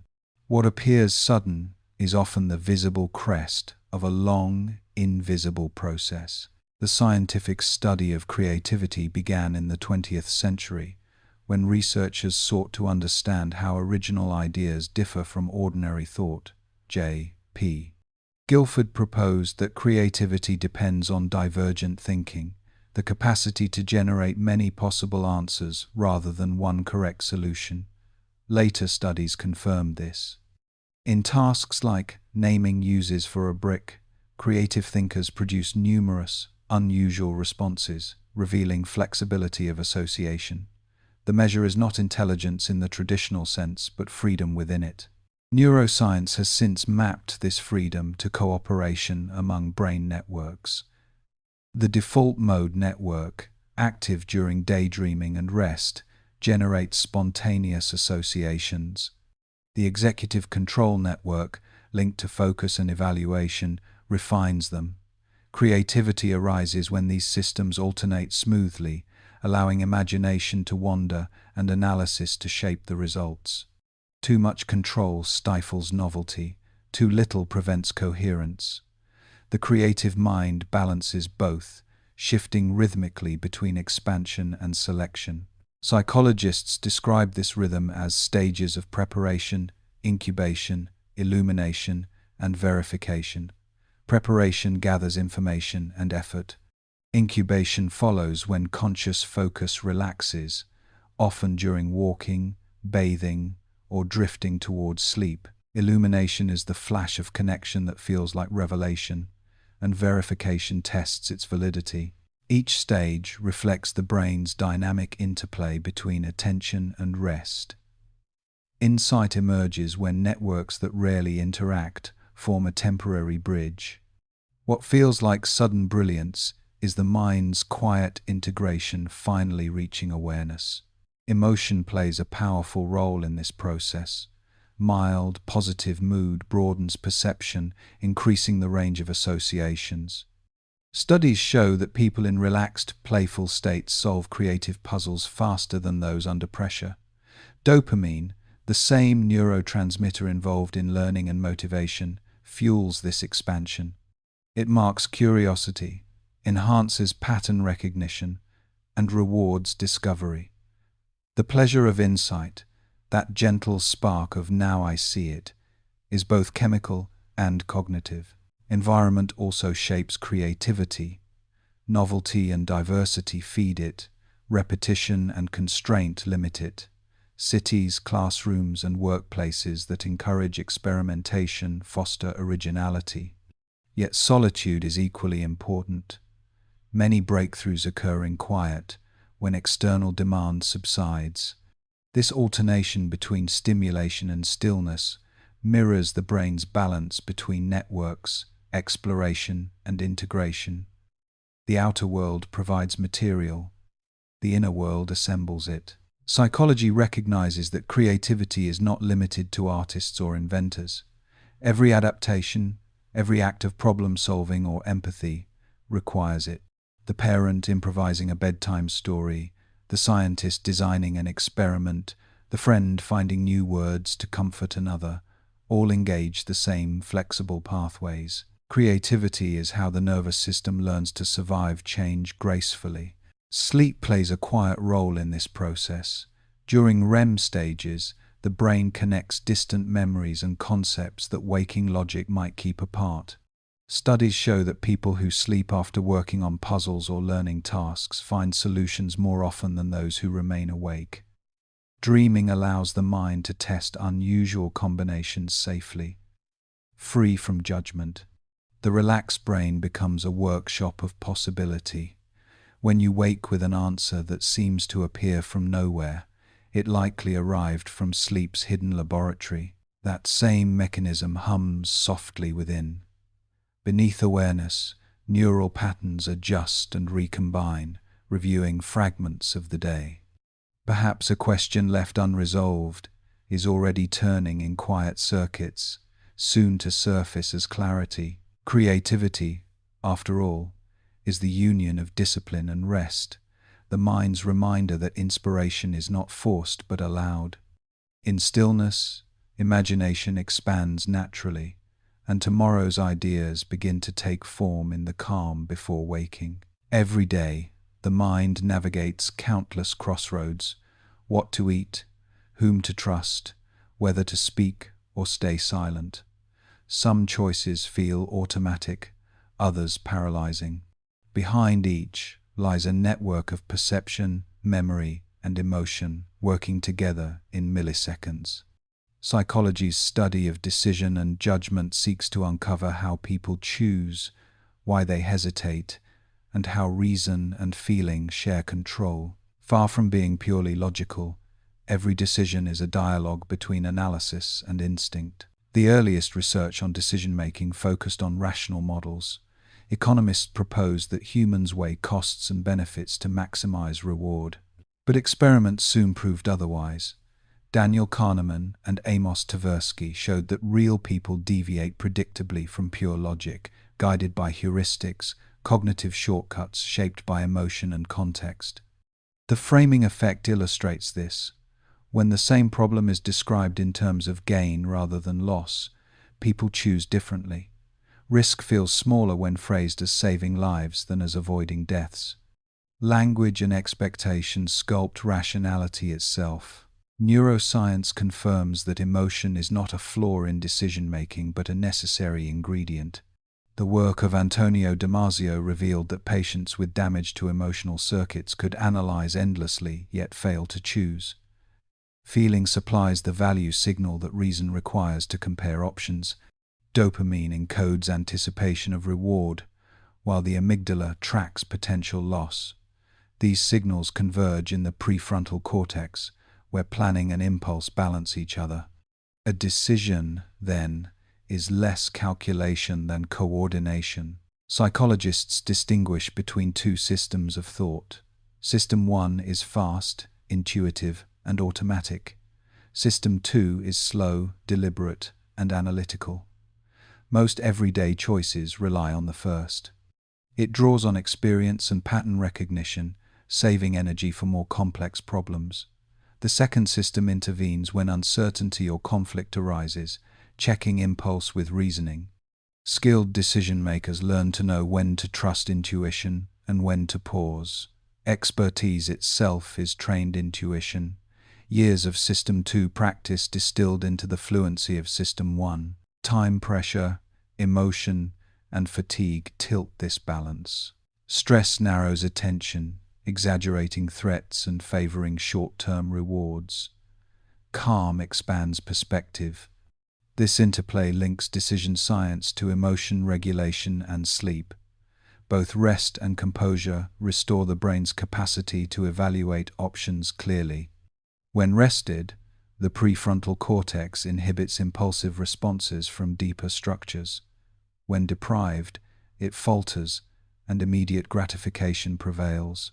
The difference between wisdom and error can be measured in hours of rest. Judgment, distinct from decision, refers to evaluation, how people estimate probability, fairness, or truth. Here too bias intrudes. Anchoring causes early information to weigh disproportionately. Confirmation bias favors evidence that fits belief. Overconfidence inflates certainty even when wrong. These tendencies are not signs of irrationality, but reflections of how the brain compresses complexity. The world is vast, attention limited, bias keeps thought manageable at the cost of perfection. Social context amplifies these effects. Group discussions can lead to polarization, where collective opinions become more extreme than individual ones. Authority figures influence judgment through subtle cues, a process known as social conformity. Yet groups can also improve decisions by pooling diverse perspectives. The deciding factor is openness, whether the system encourages dissent or rewards agreement. Awareness of bias at the collective level becomes a form of psychological hygiene. Modern research explores how moral decisions engage similar mechanisms. Dilemmas that pit fairness against outcome, emotion against logic, activate overlapping neural circuits. When people weigh whether to sacrifice one life to save many, the emotional brain argues with the calculating one. Both speak truth in different languages, empathy and consequence. The resolution depends not on perfect reason but on coherence, a sense of alignment between feeling and principle. As you rest, these systems are quieting. The machinery of choice, perception, comparison, anticipation, slows its rhythm. The mind no longer scans for options. It allows resolution to emerge naturally. Sleep researchers have found that after rest, complex problems often feel simpler, not because the world has changed, but because judgment has reorganized. Overnight, emotional charge fades, leaving structure behind. In that calm clarity, tomorrow's decisions will form with less friction. Rest does not avoid choice, it prepares the ground for wiser ones. The mind is never truly still, yet it holds the power to return to calm. Beneath the activity of thought lies a steady rhythm, breath, pulse, and the slow oscillation of neural waves that maintain balance. Psychology has come to understand that rest is not the opposite of effort, but its completion. Reflection, silence, and sleep form the other half of cognition. They do not erase learning, they consolidate it. In their quiet way, They restore the order that constant attention disturbs. The science of rest begins with energy. The brain, though only a fraction of the body's weight, consumes most of its fuel. Even when idle, it remains active, replaying patterns, maintaining connections, and preparing for the next moment of demand. Imaging studies show that when external tasks cease, the default mode network engages, a constellation of regions that generate self-reflection, memory, and imagination.